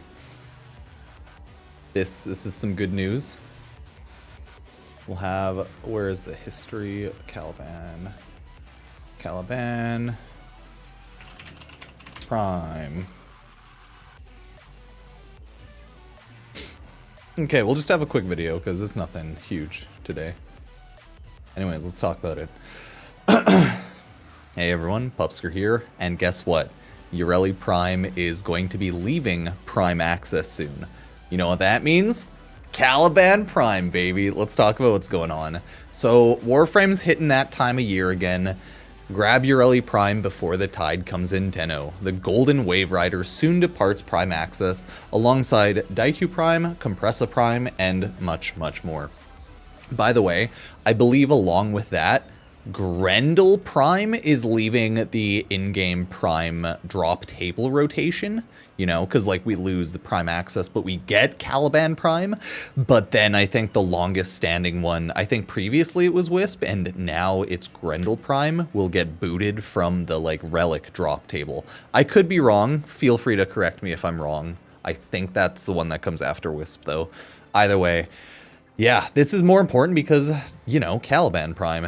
They just link off, I think, to Prime Access here. And if you want to get any of these cosmetics, you have to buy them now or forever just kind of like wait a handful of years for it to return to Prime Resurgence. But if you really want that the loss of Prime Ephemera and the Marilena Prime Syandana, as well as the Prime Domestic Drone, you'd have to get these, yeah, within the next pretty much like week. I think probably next Wednesday, they will end up swapping Ureli with Caliban Prime, and we'll be able to take a look at that. And that's when like end of year we get the old piece, which has Caliban Prime in the old piece quest, but you know, those are two separate things, right? So keep that in mind. Everyone's like pretty excited. Caliban Prime, Caliban, when Caliban, right? Caliban. So where is Caliban Prime? Boom. Warframe had their post on the last month, I think, right? Yeah, July 19th. Caliban Prime Access first look, Sentient Warframe Hybrid, robed in gold arrives, right? Sentient Warframe Hybrid emerges from lost histories from the old war in shining auric and gold. Coming soon, the heir of Twin Kingdoms is resplendent in his prime form, along with his signature prime weapons and customization. With abilities built around crowd control and team survivability, Caliban Prime would be a welcome addition to any squad. Prepare to unleash your army of conquilists on the enemies later this year. And you know what that means? Warframe 2025 August events beat the heat in some cool activities, right? So they showed off Caliban Prime, meaning that, yeah, pretty much Caliban Prime is probably coming this month. Because, like, why would they show Caliban Prime, right? You can look forward to Caliban Prime Access, including the titular Warframe, as well as his signature weapons and accessories later this month. Like, we all already knew that Caliban Prime was going to be the next Prime frame confirmed. It's coming to the game very soon, and it looks like that very soon will be, let's see if it's Wednesday, August 20th? How's that sound? Okay, it looks like that's the date, most likely. So, Caliban Prime coming soon. Let me know what you think, everybody. I just wanted to remind everyone, buy your Ureli Prime access if you want. Grab Caliban Prime if you want. And I also wanted to bring up a couple other things. In the comment section will be the GrabTap link. This video is not sponsored by GrabTap, but I'm just going to include and tick that thing anyway, since I'm going to do a little showcase. But if anyone wants to support the channel, I'll include the GrabTap link, and you can play any one of these random games. And if you play the game out, try it out, it helps support the channel. It's like an affiliate link. So if you sign up for Honkai Star Rail, Raid Shadow Legends, Call of Dragon, any one of these, Honkai Star Rail, right? Warpath, Roblox, hell yeah, Legend of Mushroom. I love my idle games. Whether that's on PC or mobile, it helps support the channel. So I'm just gonna include that link in the comment section and in the description. So sign up. And if you do, I appreciate it. Looks like someone signed up for, I think, Monopoly Go earlier, like this month. So thank you, everybody. And I do appreciate it. New Warframe video tomorrow. I'm back from vacation, but I'm still pretty busy IRL. So it might just take me a little bit more time to get less busy. Either way, thanks, everybody. Cheers. Yay. Sorry, I just wanted to include that little snippet at the end there. And yeah, if anyone does sign up for GrabTap, it helps support your boy, as it is like an affiliate link. So yeah, thank you, everybody. But I do want to take my dog to the park because Ruben's a good boy and he needs to go run around. So I think I am going to do that. I am going to take little pupper to the park. So yeah, appreciate everyone being here. We're just gonna, I'll probably get that Caliban Prime video up like as soon as I can, but it just might take a little bit of time. I'll have to see. I'll definitely have to see, right? But yeah, thanks everybody. Do appreciate it. I will try to be back on tomorrow. If not, I might even jump on later tonight. If there's like a random roguelike I feel like playing, I might just jump on a quick little Twitch stream. I'm not 100% sure, but like maybe, right? Maybe, okay? Let me just take a look. I'm editing my defaults.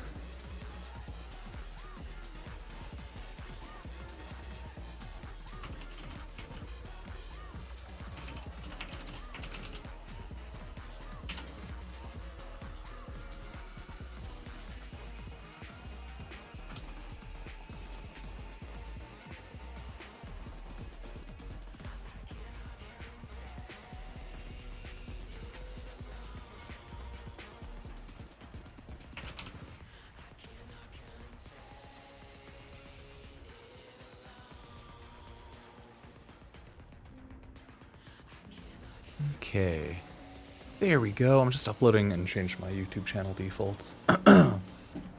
But hey, yeah, that's it for today, everybody. Appreciate y'all being here. I think my wife's gonna pick up or not pick up. She's gonna get the little puppy dog picked up, and then I'm probably gonna go take Ruben for his little walkies. Zero's the most powerful number in the world. Hell yeah, it is. 0. Just 0, everybody. 0. You know what's stronger than 0? Nothing. Not a single thing. Except maybe something higher. Sorry, that was like the random Twitch ad when I went to the Warframe channel. Either way, appreciate y'all being here. I'm gonna hop off now, go say hi to other Twitch streamers, tell them to have a good day, and give them all hugs and kisses. Yeah, I wish we had 0 Prime. Either way, appreciate everybody. I'll see you when I upload the little video for Caliban Prime, and then I'll be back on tomorrow or tonight with some shenanigans. Yeah, appreciate it. Thank you all for subbing and checking that out and being my friendos, my homies, my internet homies. Chat, thank you for being the chat. Chat, chat.